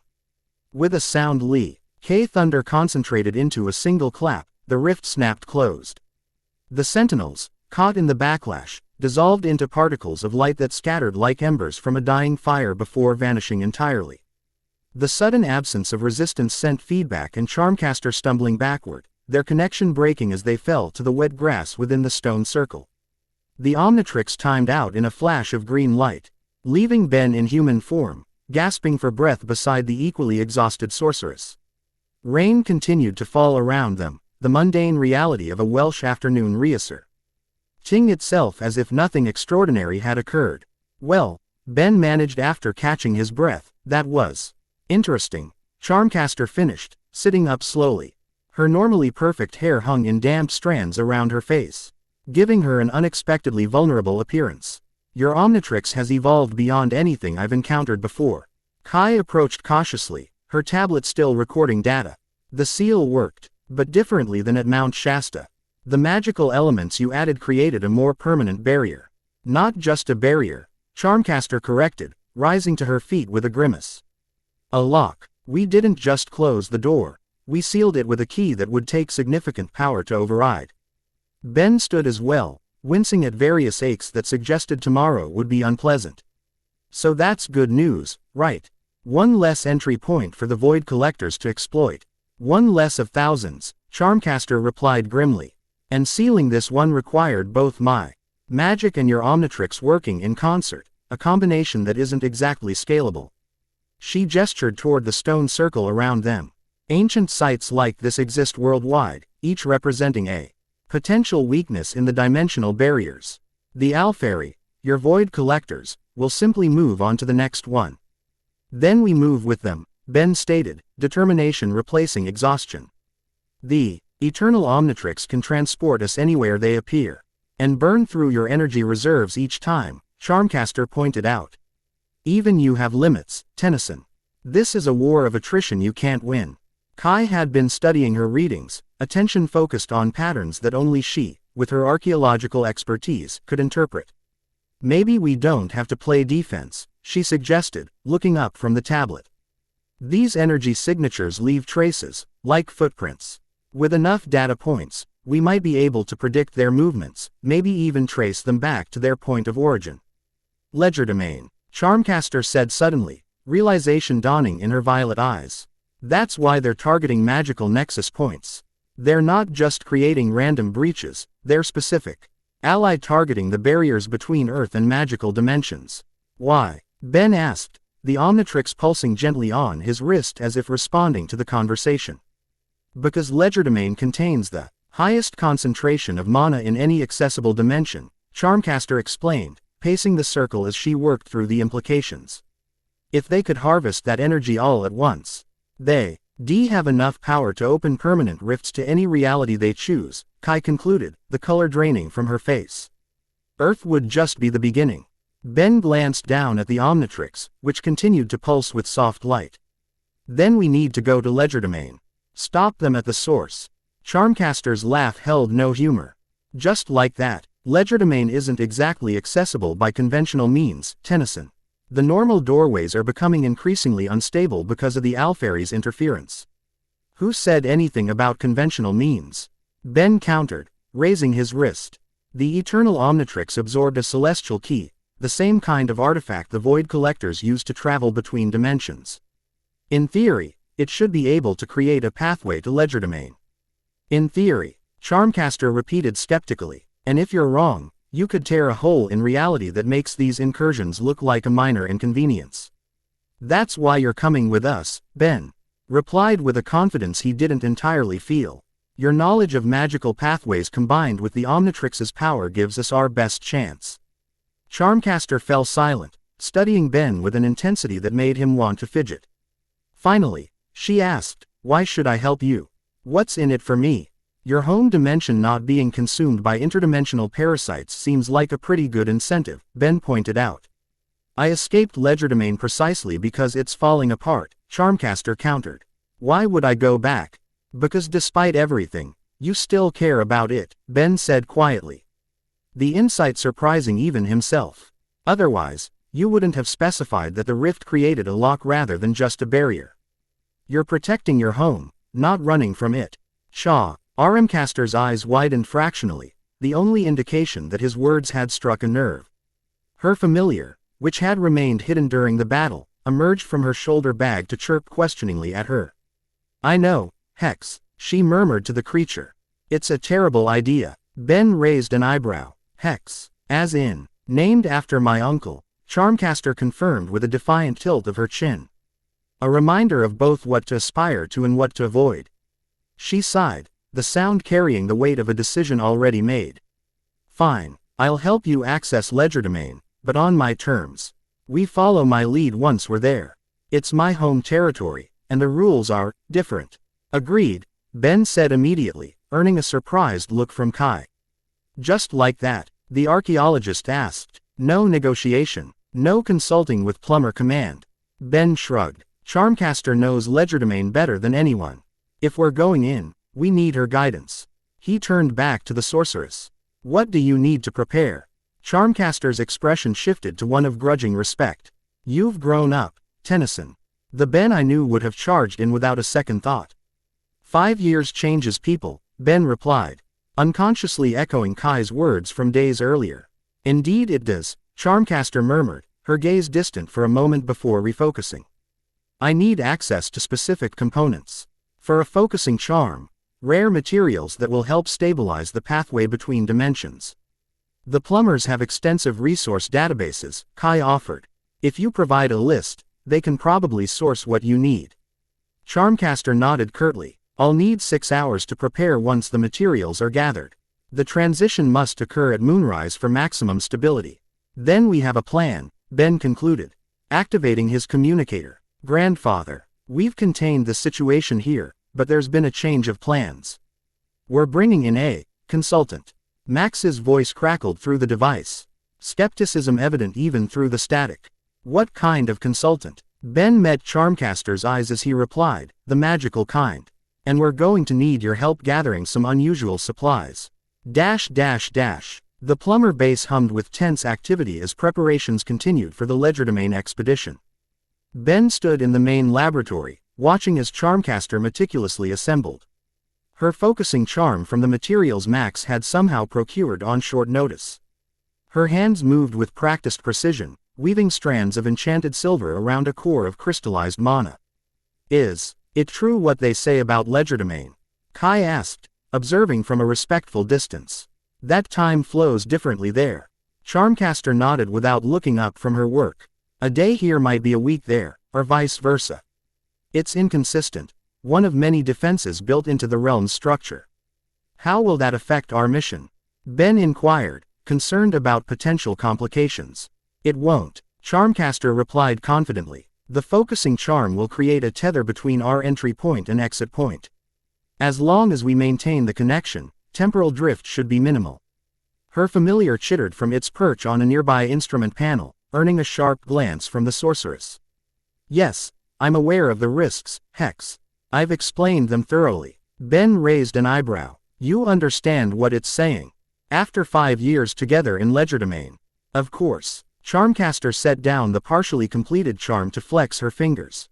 He's concerned about the strain the journey will place on your Omnitrix.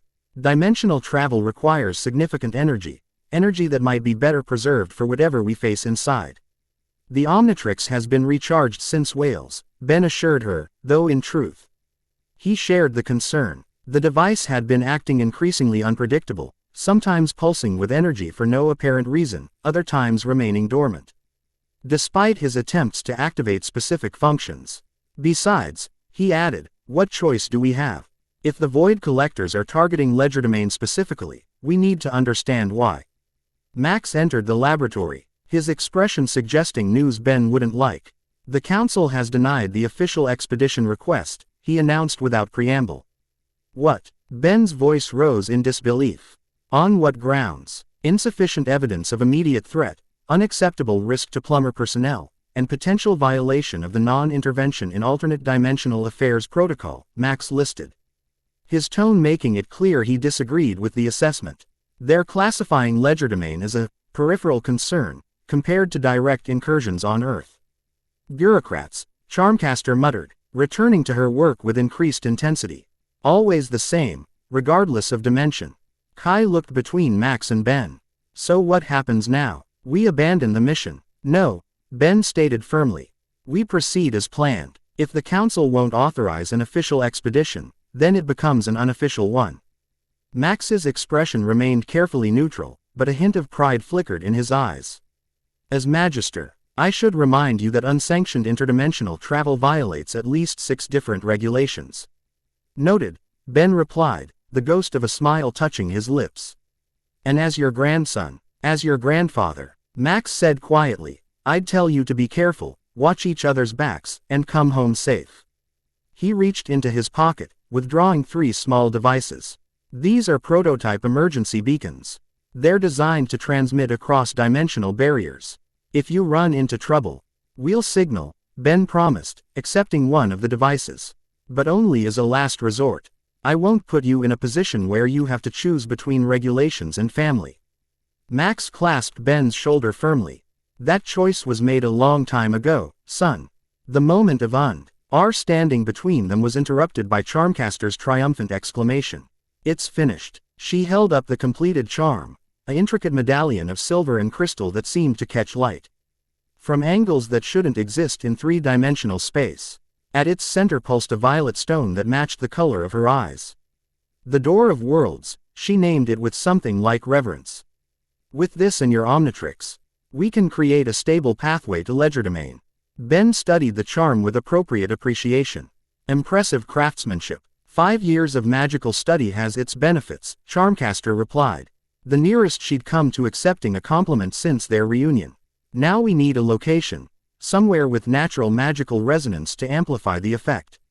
The botanical gardens, Kai suggested immediately. There's a grove of trees there that were supposedly transplanted from legerdemain centuries ago by an early plumber with magical connections.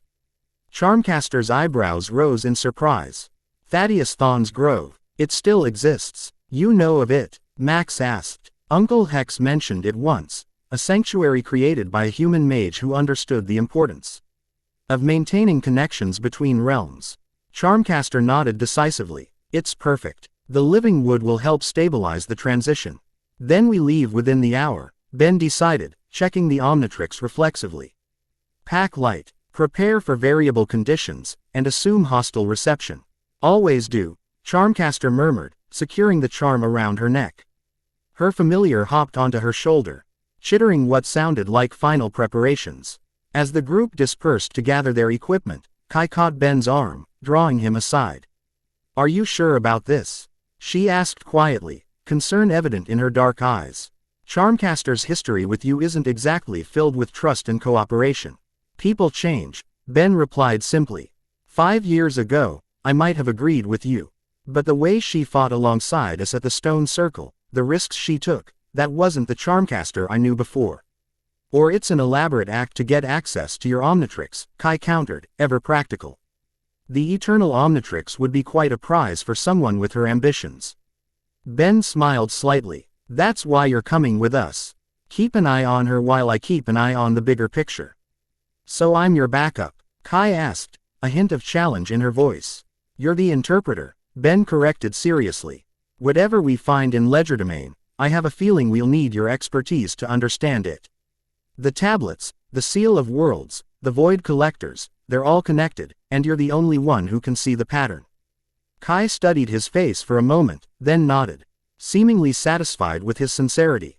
Just don't forget that trust goes both ways. I need to know everything the Omnitrix shows you, no matter how strange or concerning. Deal, Ben agreed, extending his hand. Kai took it, the handshake firm and professional, yet lingering just long enough to suggest something more personal beneath the surface. Thaddeus Thon's Grove stood at the center of the Bellwood Botanical Gardens, a circle of 12 trees whose species defied terrestrial classification. Their bark shimmered with an iridescent quality in moonlight, and their leaves rustled even when no wind blew. Few visitors noticed anything unusual about them. A perception filter, Charmcaster had explained, designed to protect the magical nature of the trees from casual observation. Ben, Kai, and Charmcaster stood at the center of the grove, their breath visible in the cool night air. Each carried a small pack with essential supplies, though Charmcaster had warned that material objects sometimes behaved unpredictably in legerdemain. The tether must be established before the doorway opens, Charmcaster instructed, removing the charm from around her neck. Each of us needs to contribute something personal to strengthen the connection.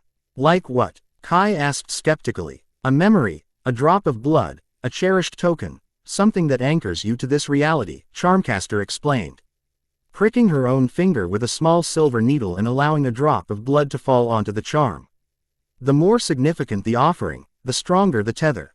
Ben considered or a moment before removing a worn guitar pick from his pocket, a souvenir from Sumo Slammer's lead guitarist, given to him after he'd saved their tour bus from Forever Nights years ago. Will this work? Charmcaster nodded. Place it against the charm while focusing on its significance to you. Ben did as instructed, surprised by the wave of nostalgia that accompanied the action. He'd carried that pick for years. A reminder of simpler times when saving a rock band had seemed like the height of heroism. Kai hesitated longer before finally reaching for a beaded bracelet on her wrist, Navajo craftsmanship. The pattern's telling a story he couldn't read. My grandmother made this, she said quietly. Before she died, when all 3 offerings had been made, the charm began to glow, the silver strands encircling the central stone pulsing with shared energy, violet from Charmcaster, a warm amber from Kai, and green from Ben. Now for the difficult part, Charmcaster said, replacing the charm around her neck. Tennyson. Activate the Omnitrix. Focus on the concept of legerdemain, not as a place, but as a state of being. A reality defined by magical energy. Ben nodded, raising his wrist. The Omnitrix had been unusually quiet since their arrival in the grove, as if sensing the importance of what was to come. He closed his eyes, concentrating not on a specific alien transformation, but on the feeling he'd experienced during the connection with Charmcaster in Wales, that harmonization between technological and magical energies. The Omnitrix responded, its surface shifting beneath his fingers, patterns flowing like liquid metal. When he opened his eyes, the device had changed again, the familiar hourglass symbol now surrounded by glyphs that resembled those on the ancient tablets Kai had translated. It's responding to the magical environment, Kai observed, recording the changes on her tablet. Adapting. The Eternal Omnitrix isn't just a transformation device anymore, Charmcaster noted with professional interest. It's becoming a dimensional key in its own right. Ben turned his wrist toward the center of the grove, instinctively knowing what to do next. Ready. Charmcaster raised the charm, which now glowed brightly enough to cast shadows among the trees. On my mark. Kai moved closer to Ben, her free hand touching his shoulder in silent support.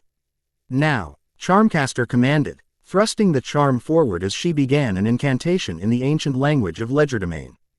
Ben pressed the Omnitrix's core, but instead of triggering a transformation, he channeled its energy outward in a focused beam that met Charmcaster's charm in midair. The two sources of power, technological and magical, merged in a spiral of green and violet energy that expanded outward, forming a circular portal between the trees. Beyond the portal, a landscape of impossible geography was visible, floating islands amid a sky of swirling purple and red, structures that defied Euclidean principles, and an ambient light that seemed to emanate from everything and nothing simultaneously. Legerdemain, Charmcaster whispered, a complex mixture of emotions in her voice: homesickness, dread, determination. It's beautiful, Kai breathed, momentarily forgetting her scientific detachment. And deadly, Charmcaster added grimly. Remember, follow my lead, stay close, and whatever you do, don't touch anything unless I say it's safe. She stepped toward the portal, pausing briefly to look back at her companions. Once we cross, there's no guarantee the doorway will remain stable. We may need to find another way out. Understood, Ben acknowledged, the Omnitrix pulsing steadily on his wrist. Last chance to back out, Charmcaster offered, though her tone suggested she expected no takers. Ben glanced at Kai, who nodded resolutely. We're in, he confirmed. All the way. Charmcaster's lips curved in a smile that contained equal parts appreciation and resignation. Then welcome to my home, she said. Stepping through the portal, Ben and Kai followed, passing from the cool night air of Earth into the charged atmosphere of a realm where magic wasn't merely a foe. RCE, it was the foundation of reality itself. The portal closed behind them with a sound like a sigh, leaving only a ripple in the air to mark their passage. In the grove, the 12 trees shuddered in unison, their leaves briefly glowing with the same energy that had formed the doorway between worlds. And somewhere, in the vast expanse between dimensions, entities composed of starlight and void took notice. Legerdemain assaulted the senses in ways Earth never could. Gravity shifted subtly as they walked, sometimes stronger, sometimes barely present. The air tasted of ozone and something sweeter, like overripe fruit on the edge of fermentation. Colors existed that had no names in human language, and sounds echoed from impossible distances. The disorientation will pass, Charmcast assured them as they made their way along a narrow stone path that connected two floating islands. Your bodies are adjusting to different physical laws.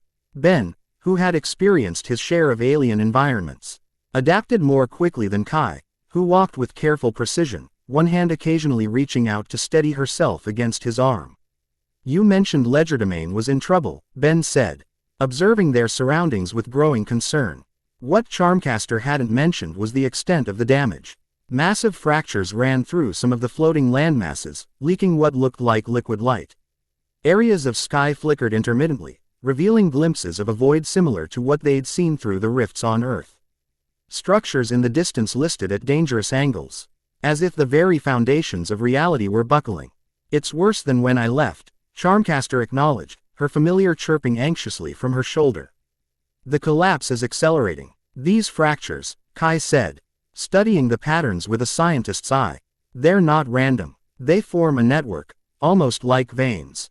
Mana channels, Charmcaster confirmed. Legerdemain is structured around flows of magical energy. Like a circulatory system, the Alfari are targeting those channels systematically. Bleeding the dimension dry, Ben realized with growing horror. But why? Had they gain by destabilizing an entire reality? Charmcaster led them toward what appeared to be a library carved into the side of a floating mountain, a structure that somehow remained intact despite the chaos around it. That's what we're here to find out. If anyone has recorded encounters with the Alfari before, it would be the Keepers of Lore. I thought you ruled Legerdemain, Kai remarked, curiosity evident in her voice. Wouldn't you have access to all its knowledge? Ruling and understanding are different things, Charmcaster replied with unexpected humility. My time as ruler taught me how little I actually knew about this dimension's true nature. The Keepers existed long before me, and they'll continue long after, assuming Legerdemain survives.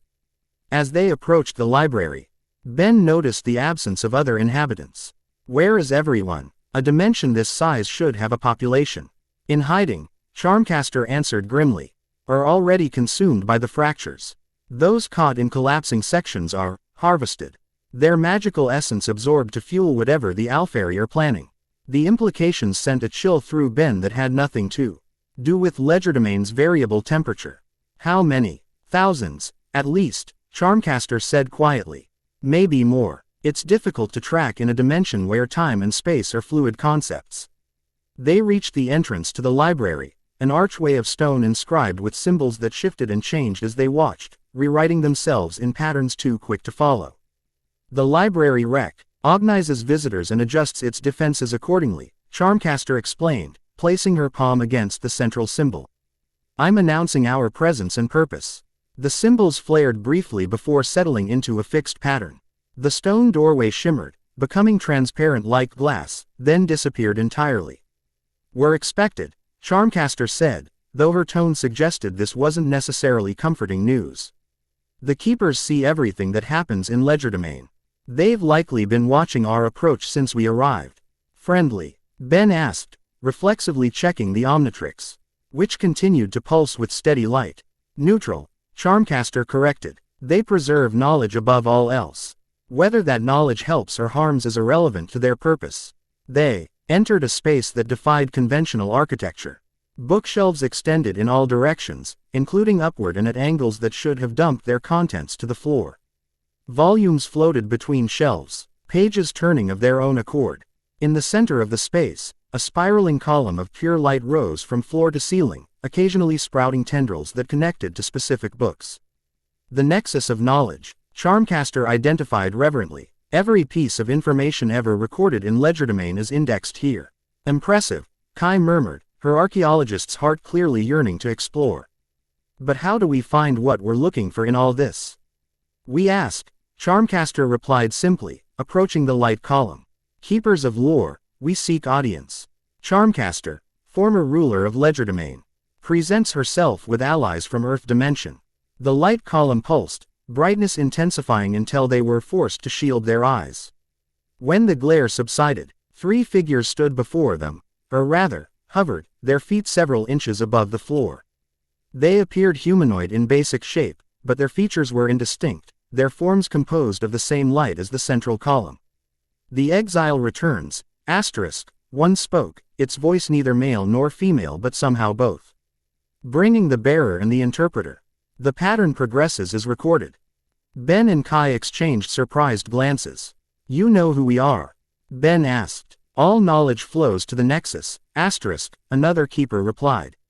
Your confrontations with the Void Collectors have created ripples across dimensions. These ripples carry information. Then you know why we're here, Charmcaster stated rather than asked.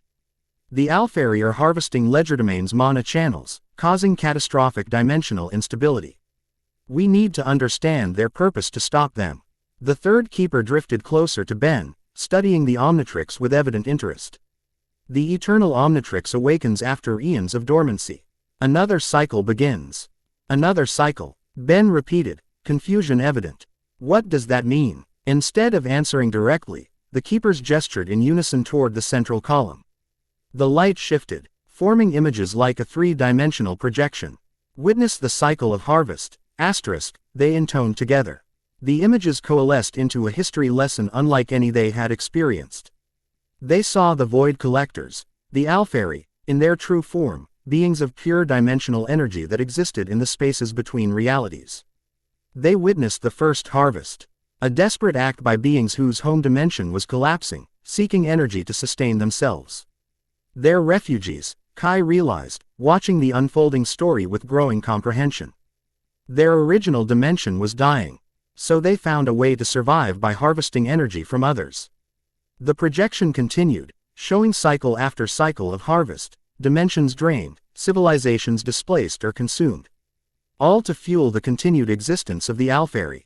Survival became purpose, asterisk, the first keeper explained. Purpose became religion. Religion became identity. The Alfari now leave the harvest as their divine right, their cosmic function. But what's different about this cycle? Ben asked, focusing on the keeper's earlier statement about the eternal Omnitrix awakening. You said, another cycle begins. What makes this one special? The projection shifted again, showing a familiar pattern, the seal of worlds that Ben and Kai had created at Mount Shasta. Asterisk in each cycle, a bearer arises. The second keeper explained, one who carries the counter to the harvest, the ability to seal dimensional breaches permanently. Images appeared of previous bearers, beings from various species and times, each carrying a device that resembled the Omnitrix in function if not form. The cycle is eternal, asterisk, the third keeper continued. Harvest and seal, destruction and preservation. In balance across the multiverse. That's why the Omnitrix absorbed the celestial key, Ben realized, pieces falling into place. It's designed to counter the Alfari's technology. Or, the Alfari designed their keys to counter the Omnitrix, Kai suggested, ever the analytical thinker. Two technologies evolving in opposition across cycles. Charmcaster had been studying the projections with increasing intensity. Her expression hardening as understanding dawned. The library beneath my father's castle, she said suddenly. The restricted texts about dimensional convergence. Hey, weren't theories. They were histories of previous harvests. She turned to the keepers, a new urgency in her voice. The Alpha Gate, is that what they're building? The keepers, light dimmed momentarily, as if the question disturbed them. The forbidden knowledge is known to the exile. This accelerates the cycle. What's the Alpha Gate? Ben demanded, sensing Charmcaster's alarm. The projection changed once more, showing a massive construct built from countless celestial keys arranged in a three-dimensional lattice. At its center pulsed a singularity of pure energy, the culmination of each harvest cycle. The first keeper explained, a gateway that connects all harvested dimensions simultaneously, allowing complete energy transfer between them. A dimensional vampire, Kai translated, horror evident in her voice.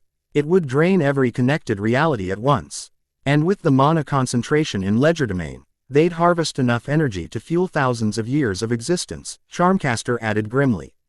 Millions of dimensions could be affected. Ben studied the projection, focusing on the structure of the Alpha Gate. Can it be destroyed once it's built? The gate, once activated, exists partially outside conventional reality, asterisk, the second keeper replied. Conventional forces cannot affect it. But the seal of worlds could, Ben pressed. That's why the bearer exists in each cycle. Right, to create the seal, the keepers exchanged looks, or what passed for looks among beings without distinct features. Previous cycles ended with containment, not destruction. The gate was sealed, the Alfari retreated, the cycle paused until both sides regained strength. An eternal stalemate, Kai concluded. Neither side able to achieve total victory. That's not good enough this time. Ben stated firmly. Too many lives are at stake. We need to end the cycle permanently. The third keeper drifted closer, its light pulsing in what might have been agitation. The bearer speaks of breaking the pattern. This possibility was unforeseen. Where are they building it? Charmcaster demanded. The Alpha Gate. It requires specific conditions. Where in Legerdemain have they centered their operation? The projection shifted one final time, showing a familiar location that caused Charmcaster to inhale sharply. The Obsidian Palace, she whispered. My father's castle. The nexus point of all mana channels in Legerdemain, the first keeper confirmed. Construction nears completion. The final convergence approaches. How long do we have? Ben asked urgently. Time flows differently here, the second keeper reminded them. By your reckoning, perhaps hours. By Legerdemain's fluctuations, days are merely minutes. Then we need to move now, Ben decided. Turning to Charmcaster. How far to the palace? Distance is also relative here, she replied, already moving toward the exit. But with my knowledge of the pathways, we can reach it quickly. Before they could leave, the third keeper spoke again. The bearer should know, the eternal Omnitrix contains power beyond the Seal of Worlds.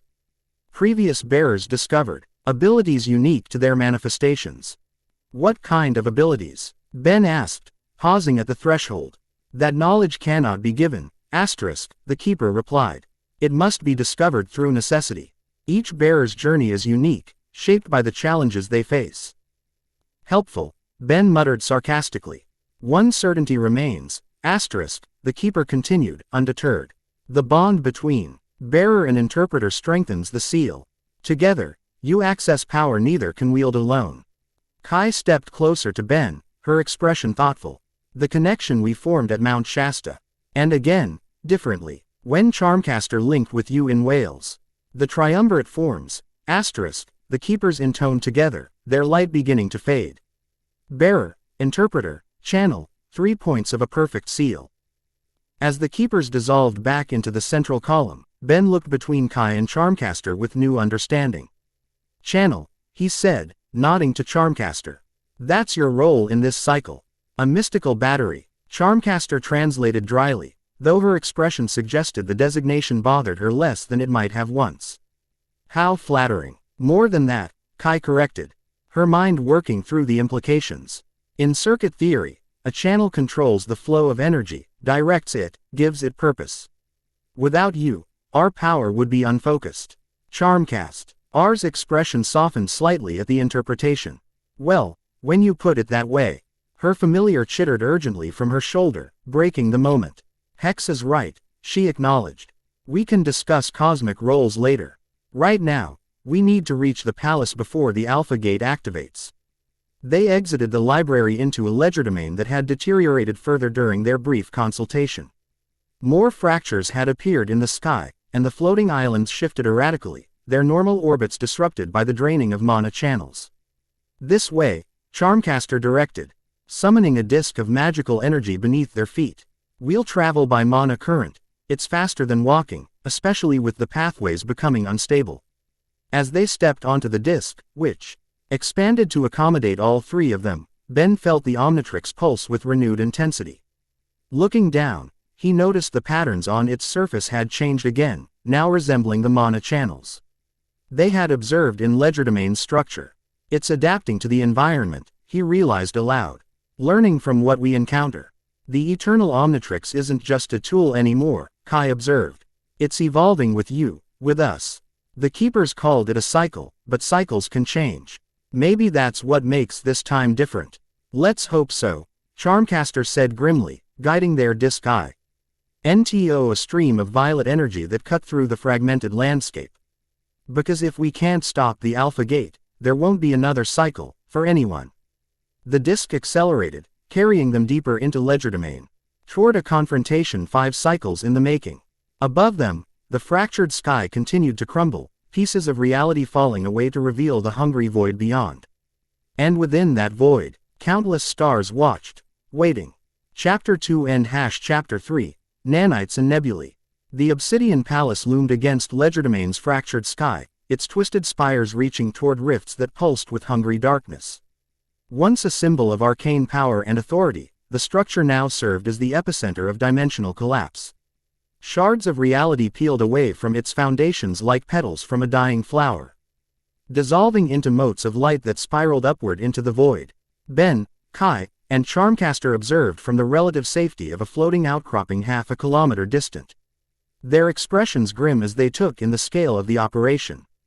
The palace courtyard had been transformed into a construction site unlike any on Earth. Void collectors glided between massive crystalline structures that formed the skeletal framework of the Alpha Gate. Sentinels patrolled the perimeter, their mismatched forms somehow more solid here than they had appeared on Earth.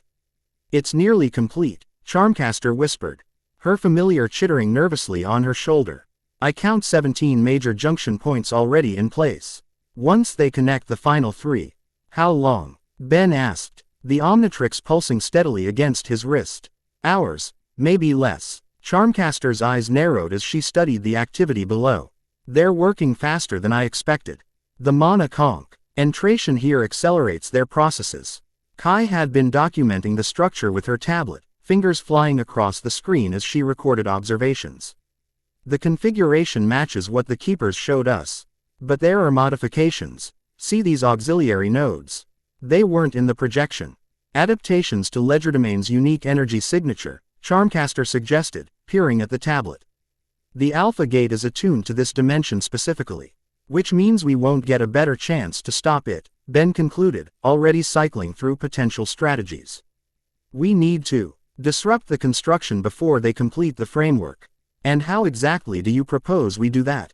Charmcaster challenged, gesturing toward the dozens of collectors and sentinels below. "Even with your Omnitrix, my magic, and Kai's knowledge, we're outnumbered 30 to 1. Quality over quantity," Ben replied, a plan forming in his mind. "We don't need to defeat them all, just create enough chaos to destabilize key junction points in the gate." He pointed toward 3 massive crystalline columns that appeared to channel energy from Legerdemain's mana streams directly into the gate's structure. "Those are the primary power conduits, right?" Charmcaster nodded slowly. "Yes, they're drawing raw mana from the dimension's core. Without them, the gate would lose its primary energy source." "Then that's our target," Ben decided. "Charmcaster, can you create a diversion on the eastern side? Something flashy enough to draw attention without putting yourself at too much risk." The sorceress smiled, a predatory expression that reminded Ben why she had once been considered one of his most dangerous adversaries. "Diversions are a specialty of mine. Kai and I will approach from the west," Ben continued. "Once the collectors respond to Charmcaster's distraction, we'll strike the conduits. And after we disable them," Kai asked practically, "we'll have every collector and sentinel in Legerdemain hunting us." Quote, "That's where this comes in," Ben said, tapping the Omnitrix. "If I can access the spatial folding ability again, we can make a quick escape once the damage is done." Charmcaster's expression remained skeptical. "A lot of ifs in that plan, Tennyson. Got a better one?" he challenged. After a moment's consideration, she sighed. "No, but I want to be clear, if things go sideways, I'm not sacrificing myself for your heroics. Legerdemain is my home, but I've survived its fall once already." "No sacrifices," Ben agreed firmly. "We all get out together or not at all." Something flickered in Charmcaster's eyes. Surprise, perhaps, at his inclusivity, or maybe recognition of how much he had matured since their earlier encounters. "Fine. Give me 10 minutes to prepare the diversion. Then make your move." As Charmcaster stepped away to gather her magical energies, Kai moved closer to Ben, her voice low. "Are you sure about this? There are a lot of variables we can't control." "That's true of every mission," Ben pointed out. "The difference is, this time we know exactly what's at stake." Kai studied him for a moment, then nodded. "The bearer, the interpreter, and the channel. Let's hope the keepers were right about our combined potential." Ben glanced at the Omnitrix, which continued to pulse with steady green light, its surface pattern shifting subtly to mirror the mana currents flowing through Legerdemain. "There's something else," he admitted quietly.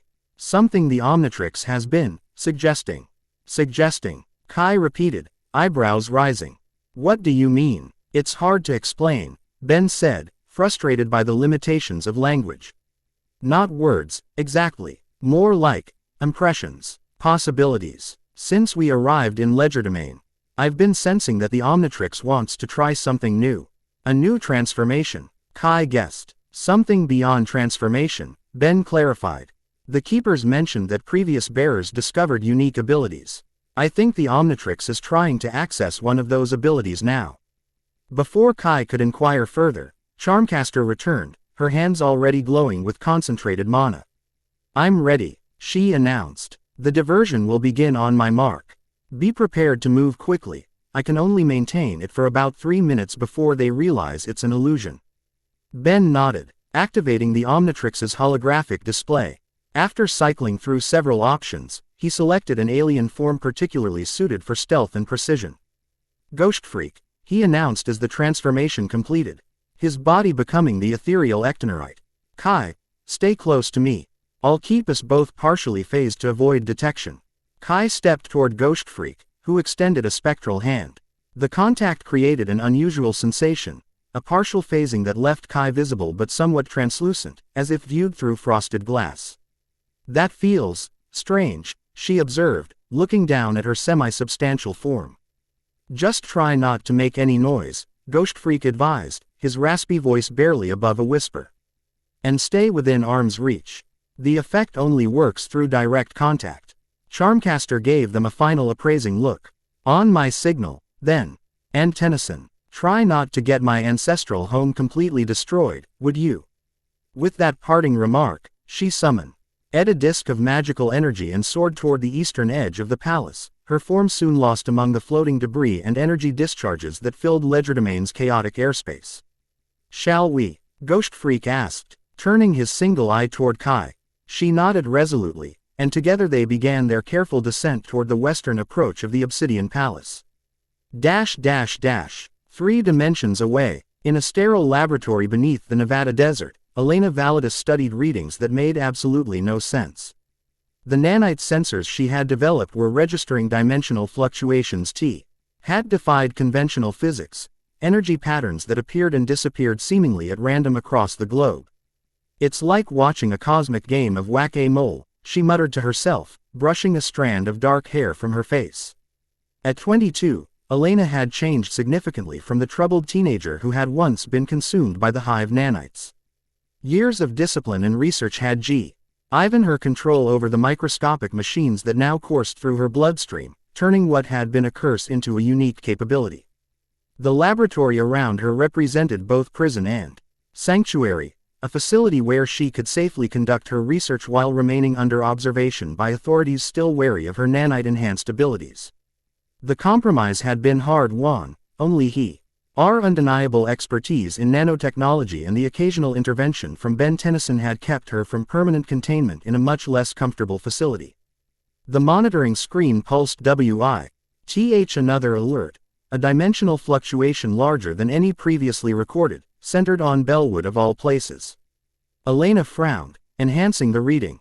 This signature was different from the others, more structured, almost as if it's a doorway, she realized aloud, the nanites within her responding to her excitement by creating a fine silver sheen across her skin. With conscious effort, she calmed herself. The metallic gleam receding, someone opened a stable interdimensional portal. But who, and to where? The obvious answer sent a jolt through her that had nothing to do with nanites. Ben. It had to be. No one else on Earth had access to technology capable of creating such a precise dimensional aperture. And given the recent pattern of disturbances, he must be investigating the same anomalies her sensors had detected.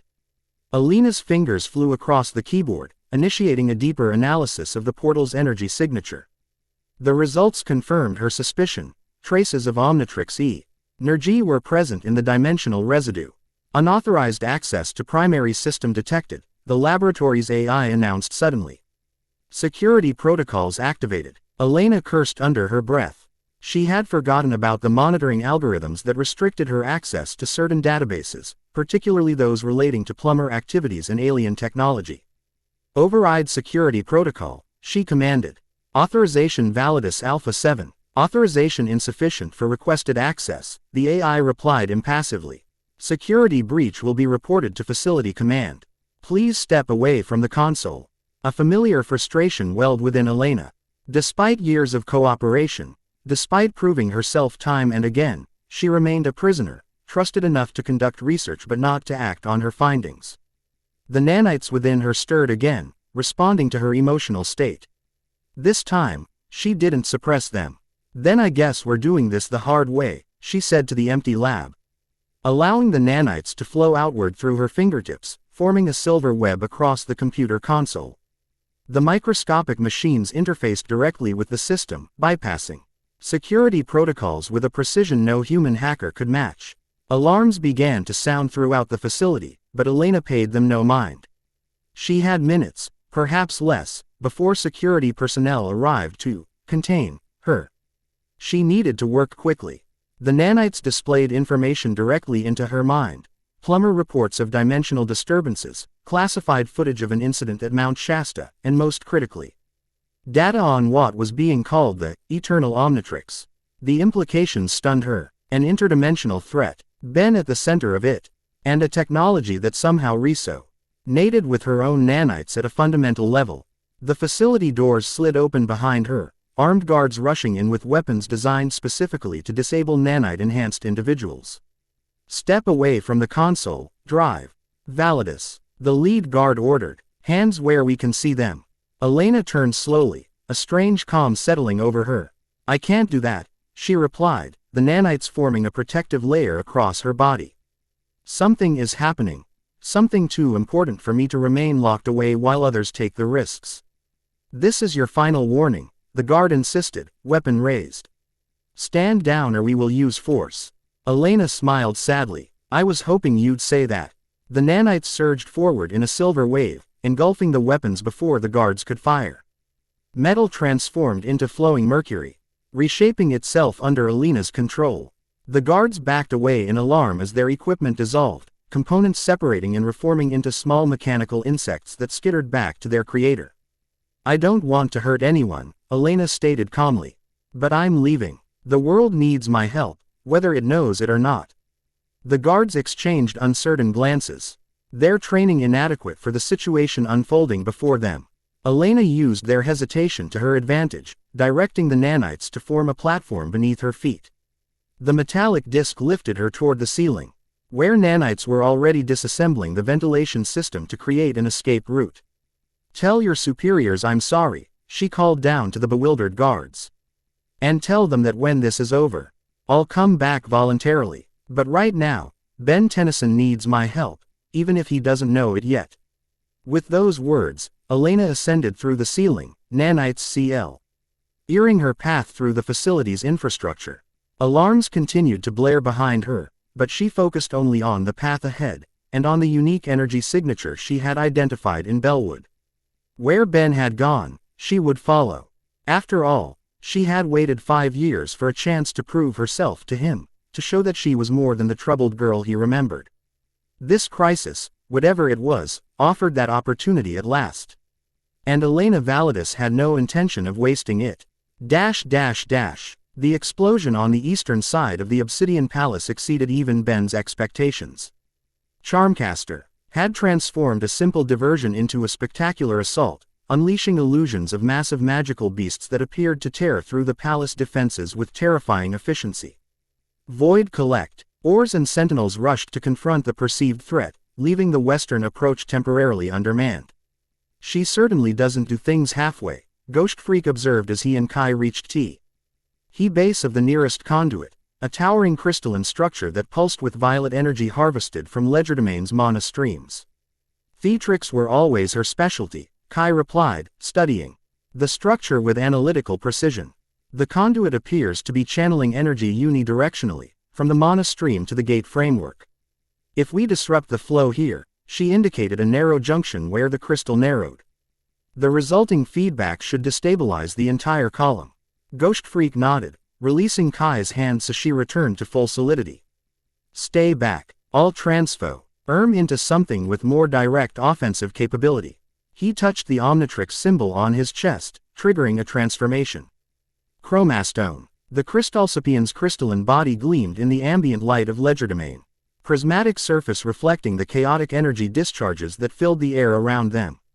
"Perfect," Kai approved. "Your energy absorption should create exactly the kind of feedback loop we need." Chromastone approached the conduit cautiously, hands extended toward the pulsing crystal. "Here goes nothing," he murmured, placing his palms against the structure. The effect was immediate and dramatic. Energy flowed from the conduit into Chromastone's body, which began to glow with increasing intensity. The Crystalsapien's natural ability to absorb and redirect energy created the feedback Kai had predicted, sending disruptive pulses back through the conduit. "It's working," Kai called, monitoring the effect on her tablet. "The energy flow is destabilizing."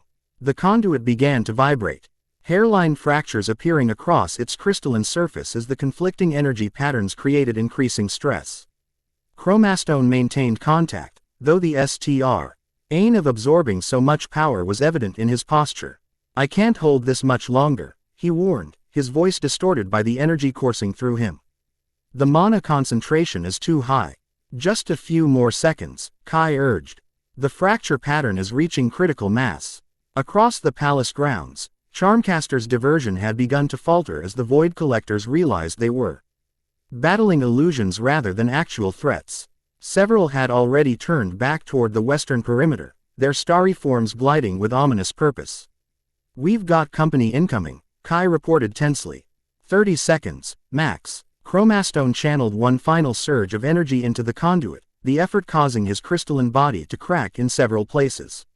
With a sound like shattering glass amplified 100-fold, the conduit finally gave way, energy erupting from the fractures in blinding arcs that lashed across the palace grounds.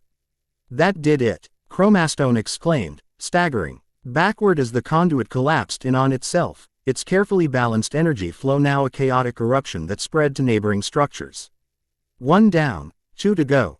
"I don't think we have time for the others," Kai warned, pointing toward the approaching collectors. "They know we're here." Chromastone turned to face the threat, his body still glowing with absorbed energy. "Then we make our stand here. One conduit might not stop the gate, but it will delay them."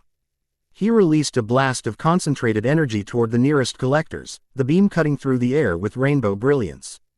The entities scattered, their forms rippling as they evaded the attack.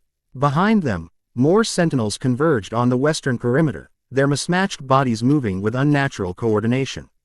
"Where's Charmcaster?" Kai asked urgently, backing away as the enemies closed in. "We need her for the extraction." As if summoned by the question, a disk of magical energy swept down from above, see Harmcaster standing atop it with hands extended in complex casting gestures. "This way," she shouted, directing the disk toward them. "We need to go now." Chromastone fired several more energy blasts to cover their retreat, then grabbed Kai around the waist and leapt for the hovering platform. They landed beside Charmcaster, who immediately directed the disk upward, away from the palace and the enraged collectors. "One conduit," Charmcaster demanded incredulously as they ascended. "That was your great sabotage." "It was more heavily defended than we anticipated," Chromastone replied defensively. "The feedback effect should buy us some time, at least. Hours at most," Charmcaster countered, her attention divided between steering their escape and maintaining a magical shield against pursuing sentinels. "They'll have it repaired before the next mana cycle completes. Then we use those hours wisely," Kai interjected, her expression thoughtful despite their precarious situation. The conduit collapse revealed something interesting about the gate's structure. She held up her tablet, displaying readings taken during the energy discharge. "It's not just collecting energy, it's storing it in these auxiliary nodes we noticed earlier. Each node contains enough power to create a dimensional rift similar to what we saw on Earth." "How does that help us?" Charmcaster asked skeptically, veering the disk sharply to avoid an energy blast from below. Chromastone studied the readings, the Omnitrix on his chest pulsing in what seemed like recognition. "It means the gate isn't a single structure, it's a network. If we can't destroy it entirely, we might be able to sabotage its control mechanism," Kai finished, excitement breaking through her usually reserved demeanor. "Every network needs a central processor, especially one coordinating energy on this scale." Charmcaster's eyes widened with sudden understanding. "The throne room," she breathed. "Of course, it's the focal point of the entire palace, designed to channel and direct magical energies throughout legerdemain. If they're controlling the gate from anywhere, that's where it would be," Chromastone agreed. "Can you get us there?" A blast from below struck the edge of their platform, sending it into a momentary spin that nearly dislodged them. Charmcaster stabilized their flight with visible effort, sweat beading on her forehead. Not directly, she admitted. The main approaches will be heavily guarded. But there's a secret passage, an emergency escape route my father built beneath the palace. If we can reach the catacombs undetected, I can guide us to the throne room from below. And how do we reach these catacombs while being pursued by every collector in Legerdemain? Kai asked practically. Chromastone touched the Omnitrix symbol on his chest, triggering another transformation. Big chill. The Necrophrygian's wings unfurled as he took flight beside the platform.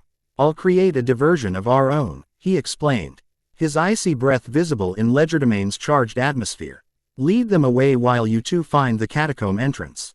That's suicide, Charmcaster objected with surprising vehemence. There are too many of them for you to handle alone. Who said anything about handling them? Big Chill replied, a hint of mischief in his spectral voice. I just need to keep them busy. Intangibility has its advantages. Quote. Before either woman could protest further, Big Chill dove toward the pursuing collectors, exhaling a blast of freezing air that crystallized several sentinels mid-flight. The collectors immediately adjusted their trajectory, focusing on this new, more aggressive threat. That idiot, Charmcaster muttered, though her tone held a reluctant admiration. He hasn't changed as much as I thought. Oh, he has, Kai corrected, watching as Big Chill led the pursuers on an aerial chase through Legerdemain's fractured landscape. The old Ben would have charged in without any plan at all. This one knows exactly what he's doing. Charmcaster steered their platform toward a series of floating islands that formed a meandering path away from the palace. The catacomb entrance is hidden beneath an obsidian obelisk on the smallest isle. We'll have perhaps 5 minutes before they realize they've been deceived again. As they descended toward the islands, I kept her eyes on the distant figure of Big Chill, now barely visible among the chaos of energy discharges and pursuing collectors. He'll find us, she said, as much to reassure herself as Charmcaster. The Omnitrix can track our positions. Let's hope so, Charmcaster replied grimly. Because where we're going, we'll need all three of us to have any chance of success. The catacombs beneath the Obsidian Palace defied conventional architectural principles, much like everything else in Legerdemain. Passages twisted at impossible angles, stairs led both upward and downward simultaneously. And doorways sometimes opened onto entirely different sections of the labyrinth without warning. My father's sense of humor, Charmcaster explained as she guided Kai through yet another reality-bending corridor. He designed the catacombs to confuse and trap intruders. Only those with magical sensitivity can navigate them successfully. Charming, Kai remarked dryly, maintaining a careful record of their path on her tablet despite the spatial distortions. And you're certain Ben will be able to find us down here? The eternal Omnitrix seems to transcend normal limitations, Charmcaster replied, her familiar scouting ahead to ensure their path remained clear. And Tennyson has always had an annoying knack for showing up exactly when needed. As if summoned by her words, a chill passed through the corridor ahead. The air temperature dropping precipitously. Big Chill phased through the ceiling, his ghostly form materializing fully as he touched down before them. Miss me? He asked, folding his wings around his body like a cloak. Desperately, Charmcaster replied with heavy sarcasm, though Kai noticed the sorceress's shoulders relax slightly at his appearance. Did you manage to lose our pursuers? Temporarily, Big Chill confirmed. I led them on a chase through the fractured zones, then went intangible and doubled back. They're still searching the outer islands. That won't last long, Charmcaster warned. The Alfairy can sense dimensional disturbances. Your Omnitrix creates a signature they can track, especially here where reality is already unstable. Then we move quickly, Big Chill decided, reverting to human form with a flash of green light. Ben looked somewhat drained but determined, the Omnitrix on his wrist pulsing with steady rhythm. How close are we to the throne room?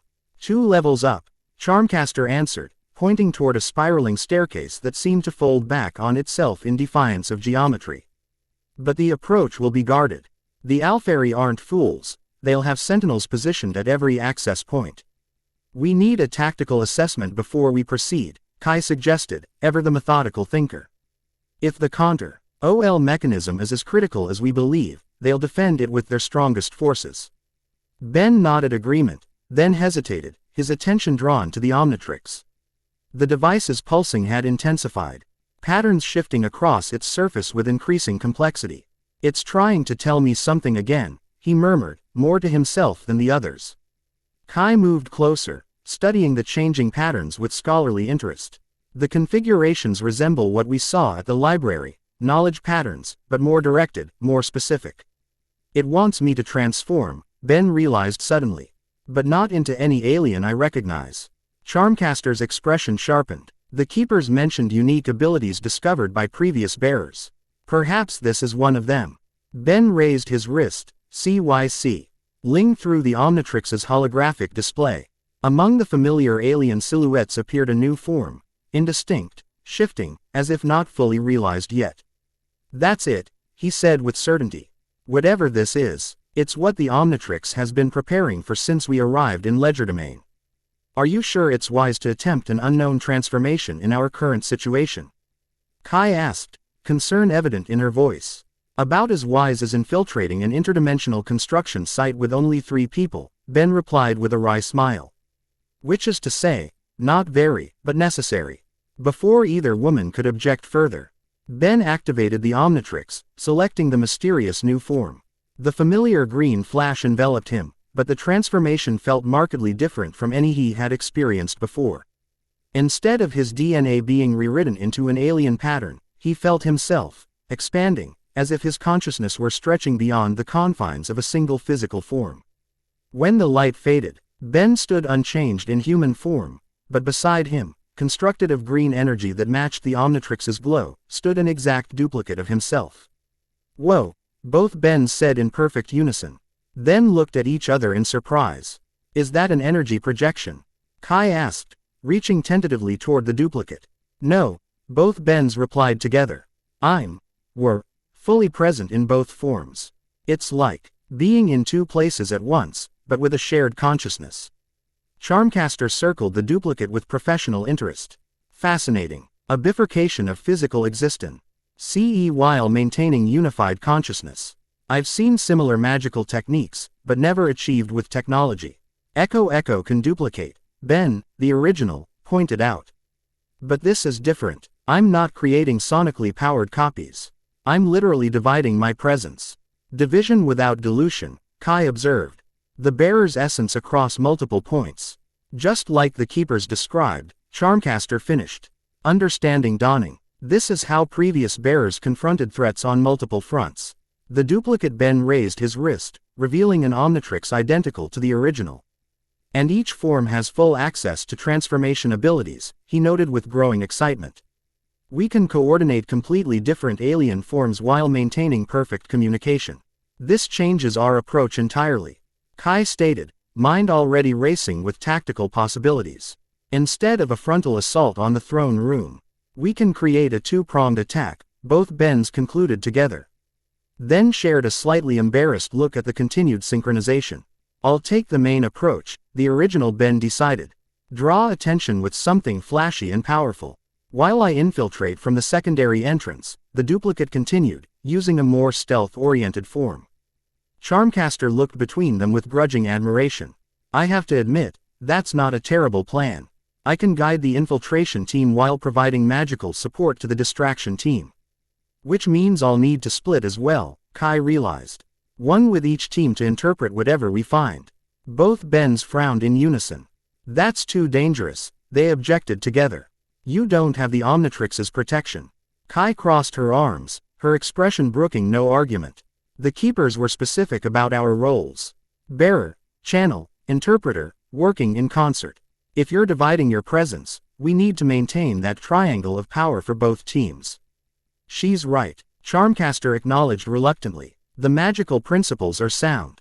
Balanced triads create more stable energy configurations." The Bens exchanged a look of silent communication, then nodded. "Fine," the original conceded. "But at the first sign of serious danger, we abort and regroup." "Agreed," Kai said, though her determined expression suggested she had no intention of retreating easily.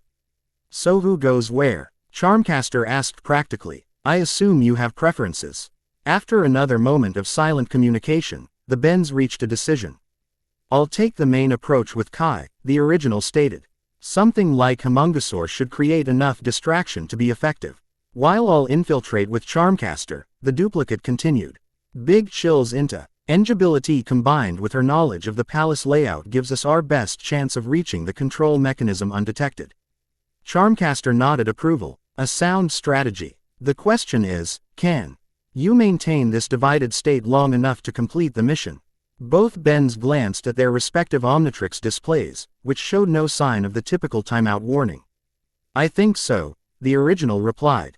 This feels different from normal transformations, more stable, less energy intensive. Perhaps because you're still fundamentally human in both forms, Kai suggested. You're dividing your presence, not transforming your DNA. Whatever the reason, we should take advantage while we can, the duplicate urged.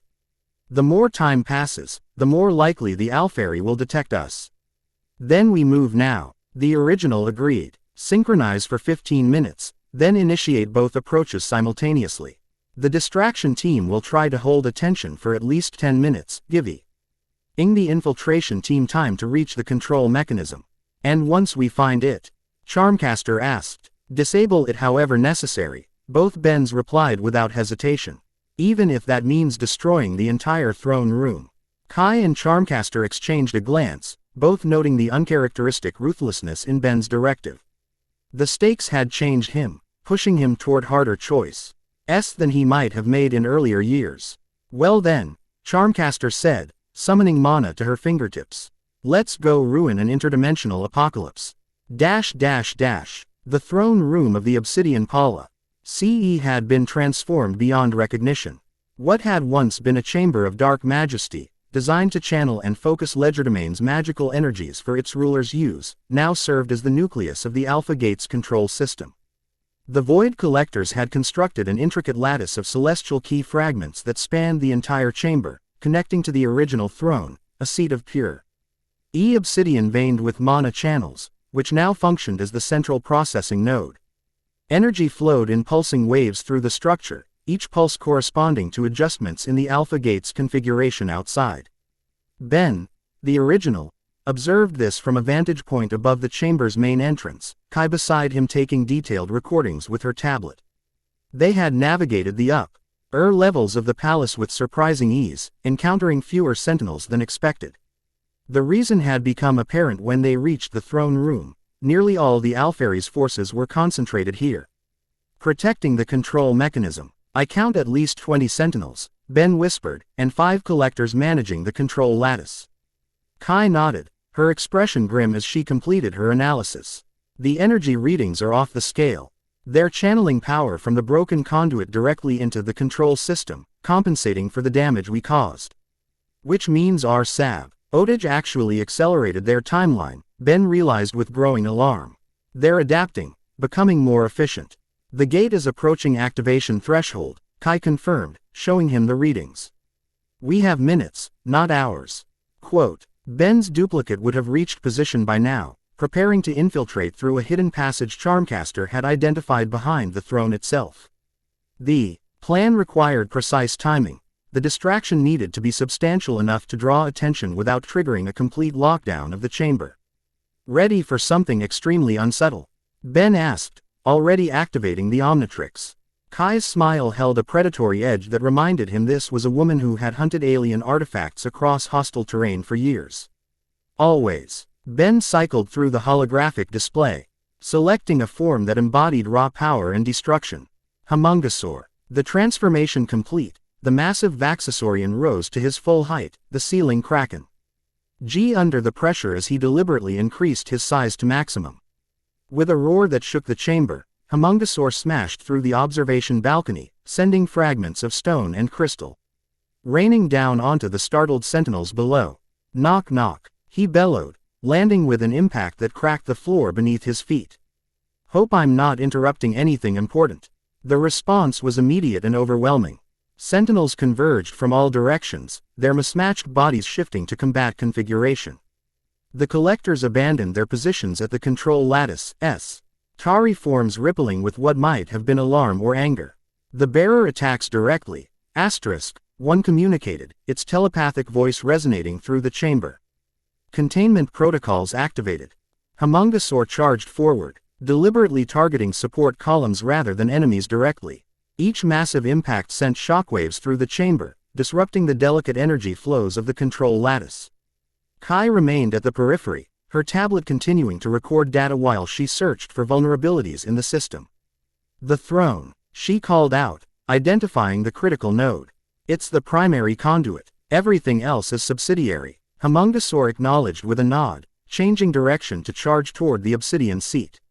Sentinels intercepted him, their combine mass temporarily halting even his tremendous strength.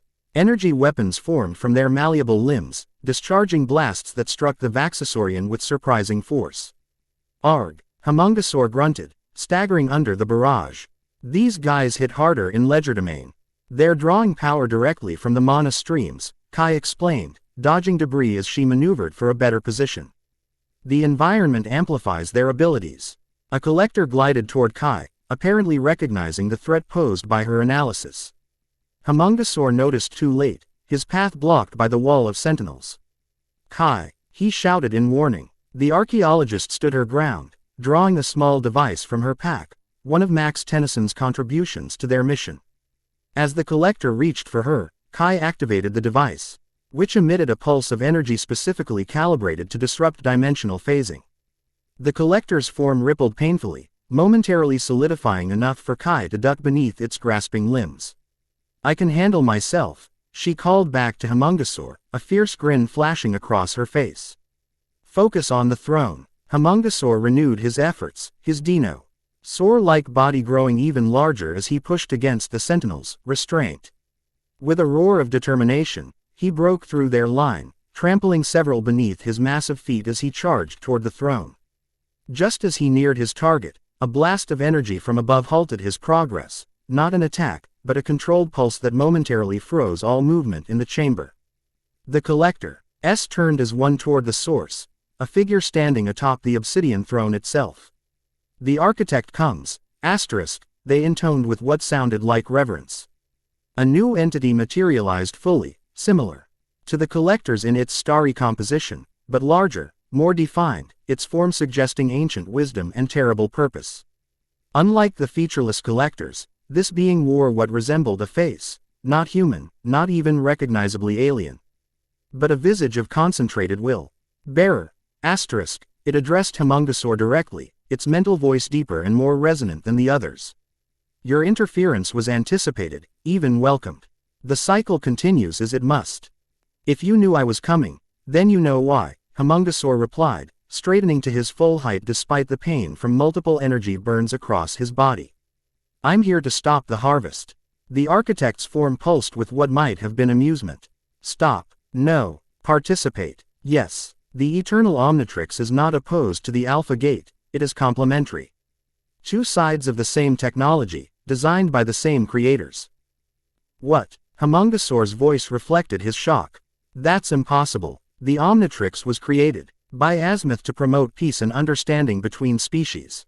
Azimuth merely rediscovered what had been hidden. The architect corrected. The technology's origin lies far deeper in cosmic history.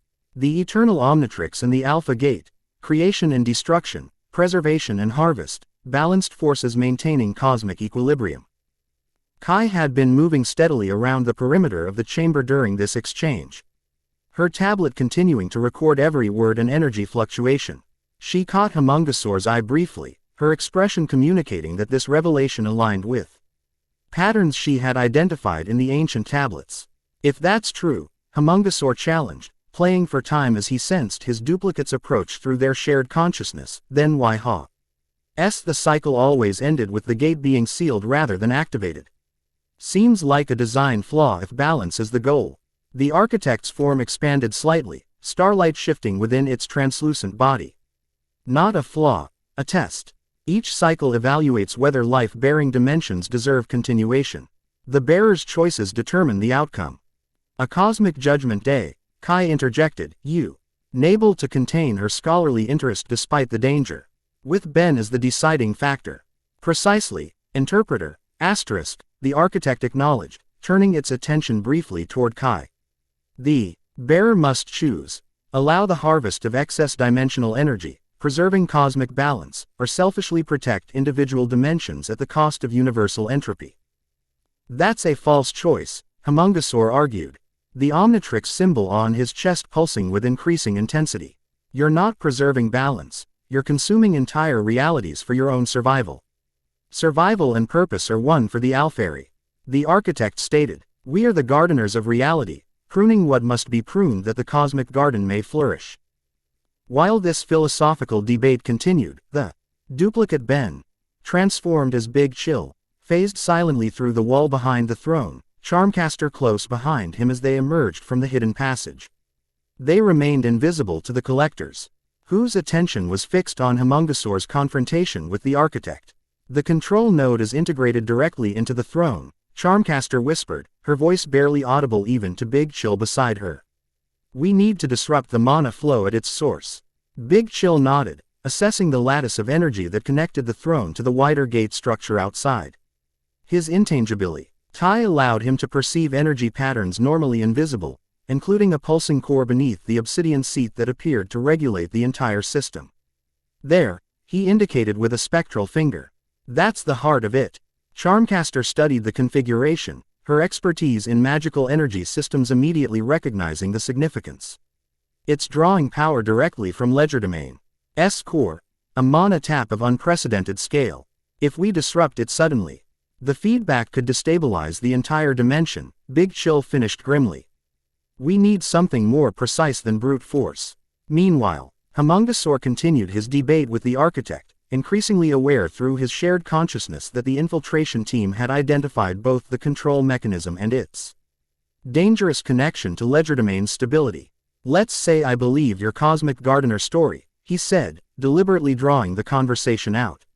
Why harvest Legerdemain specifically? Why now? Magical dimensions represent energy concentrations of unique potency, the architect explained, seemingly pleased to educate the bearer on cosmic principles.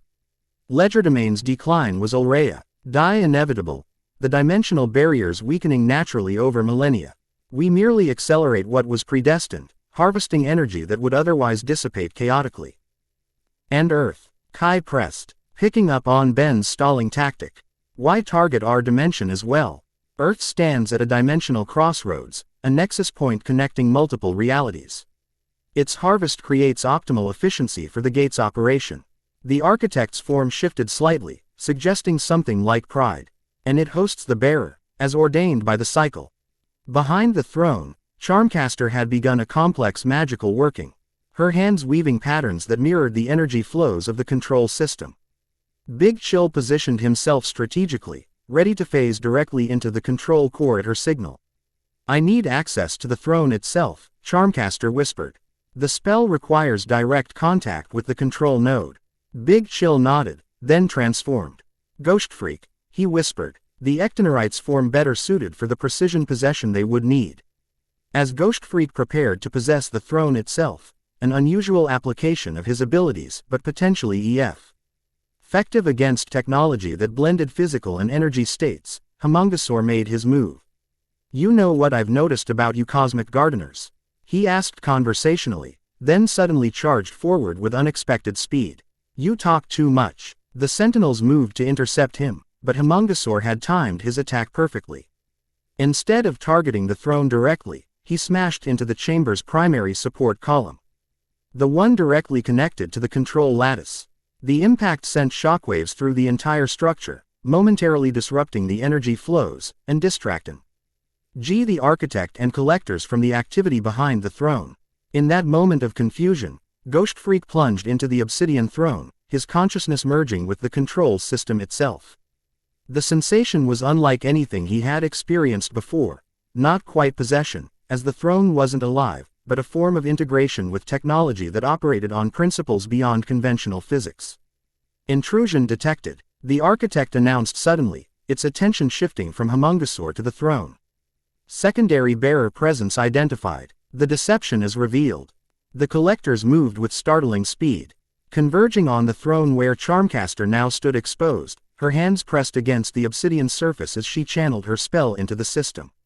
Magical energy flowed from her fingertips, following patterns designed to subvert rather than destroy the control mechanism. Now, Tennyson, she shouted, her voice strained with effort. Within the throne, Hostfreak executed the final stage of their plan. Rather than attempting to destroy the control node, he used his unique connection to reshape its purpose, redirecting the energy flow from harvesting to stabilization. Charmcaster's spell provided the magical framework, while his integration with the system allowed direct manipulation of its functioning. The effect rippled outward instantaneously. Throughout the Obsidian Palace, the Alpha Gate's framework shuddered as its purpose was fundamentally altered. Instead of harvesting Legerdemain's mana channels, it began reinforcing them, reversing the dimensional decay. "What have you done?" the architect demanded, its form fluctuating with what appeared to be genuine alarm. "The cycle cannot be perverted thus." Homungosaur laughed, the sound reverberating through the chaotic chamber. "Looks like your cosmic garden just got a new gardener," he taunted. "One who doesn't believe in sacrificing worlds for some misguided notion of balance." The architect's form expanded dramatically, starlight within it shifting toward darker hues that suggested rage. "This alteration is temporary. The gate's true purpose cannot be denied, only delayed. And the cost of delay." The chamber began to shake violently, sections of ceiling collapsing as Legerdemain's already unstable structure reacted to the massive energy reconfiguration. The Lectors seemed to dissolve into pure light, their forms streaming upward through breaches in the chamber roof. "We withdraw to preserve the cycle, the architect declared, its form already beginning to dissipate. "But know this, bearer, your choice today does not end the harvest. It merely changes its form. We shall meet again when the balance demands restoration." With those ominous words, the architect vanished in a flash of light that momentarily blinded everyone in the chamber. When vision cleared, only the sentinels remained, their forms destabilizing without the collector's controlling influence. Ghostfreak emerged from the throne, immediately reverting to human form as the strain of the integration took its toll. Charmcaster caught him as he stumbled, her own face pale with exhaustion. "It worked," Ben gasped. The duplicate and original sharing the same triumphant realization across their divided consciousness. "We've redirected the gate's purpose. Temporarily," Charmcaster cautioned, helping him away from the throne as sections of the chamber continued to collapse around them. "The reconfiguration is inherently unstable. Without constant maintenance, it will eventually revert to its original function." Quote, across the chamber, Homungosaur had reverted to human form as well, the original Ben dropping to one knee as fatigue washed over him. Kai rushed to his side, supporting him as they made their way toward the duplicate and Charmcaster. "We need to get out of here," Kai urged, dodging falling debris. "The entire palace is coming apart." "The spatial fold," both Bens said simultaneously. "If we combine our power." They reached for each other, the duplicate and original clasping hands. The contact created an immediate reaction, energy flowing between them as the division began to collapse. Consciousness reintegrating into a single form. The process completed with a flash of green light, leaving a single Ben standing between Kai and Charmcaster, the women now supporting him from either side.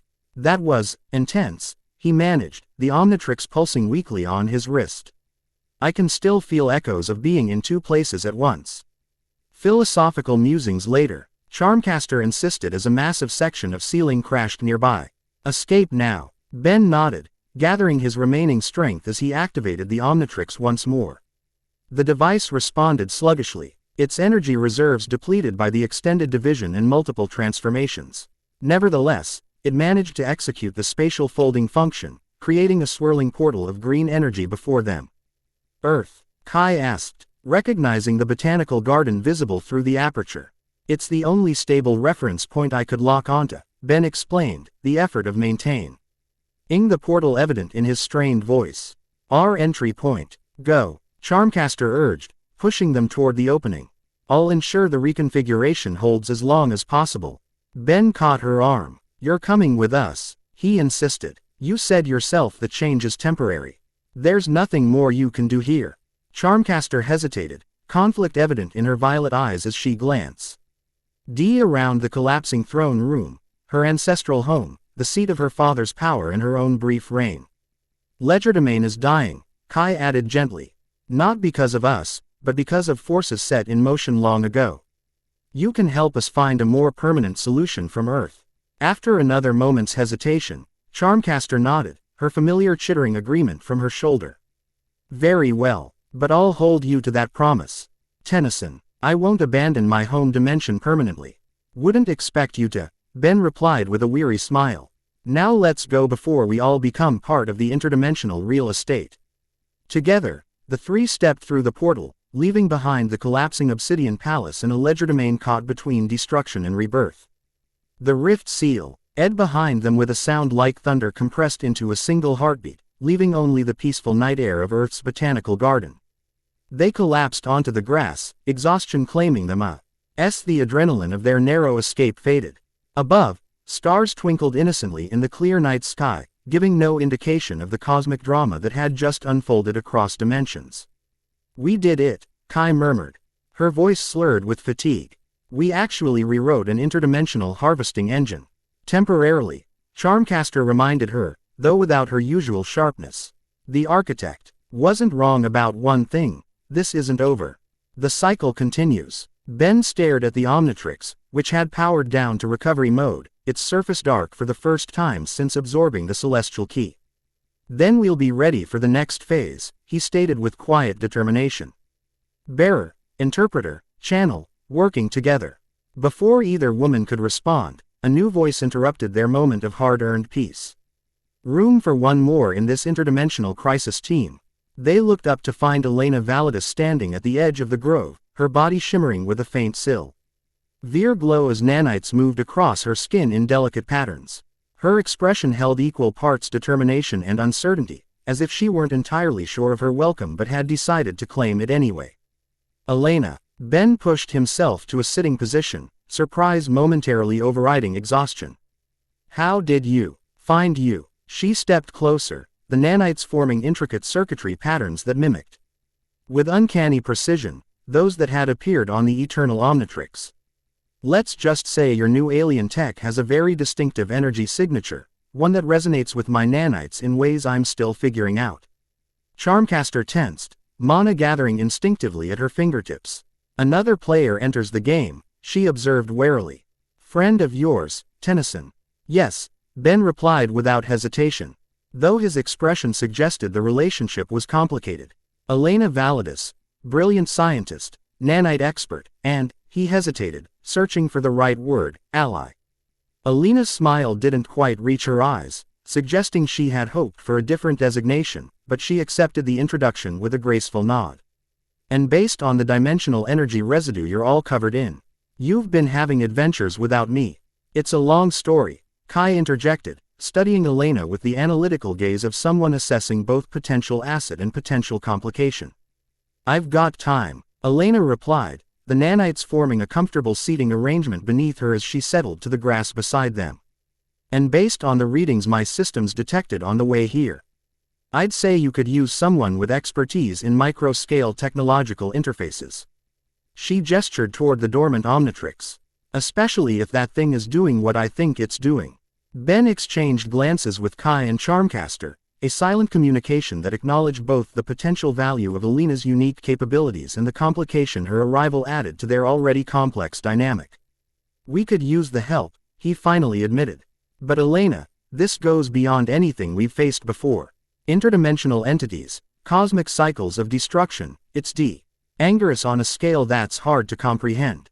Elena's expression hardened with determination. Do you remember what I told you 5 years ago, after the incident with the hive? That my nanites were part of me now, for better or worse. And that someday I'd prove they could be used for good. Ben nodded slowly. I remember. This is that someday, Ben, she stated simply. I've waited for a NCE to show you, to show everyone, that I'm more than my mistakes. That these nanites can be part of the solution, not just the problem. The conviction in her voice resonated with each of them differently, with Ben, who had always believed in second chances, with Kai, who recognized the desire to prove one's worth, and with Charmcaster, who understood better than most the journey from adversary to ally. All right, Ben decided, too exhausted to argue and recognizing the potential value of Elena's unique abilities. But full briefing tomorrow. Right now, We all need rest before the next crisis hits, which, knowing our luck, will be sooner rather than later. Alina's smile widened, genuine this time. Perfect. That gives me just enough time to show you what I discovered about the dimensional resonance patterns in your Omnitrix. I think you'll find it illuminating.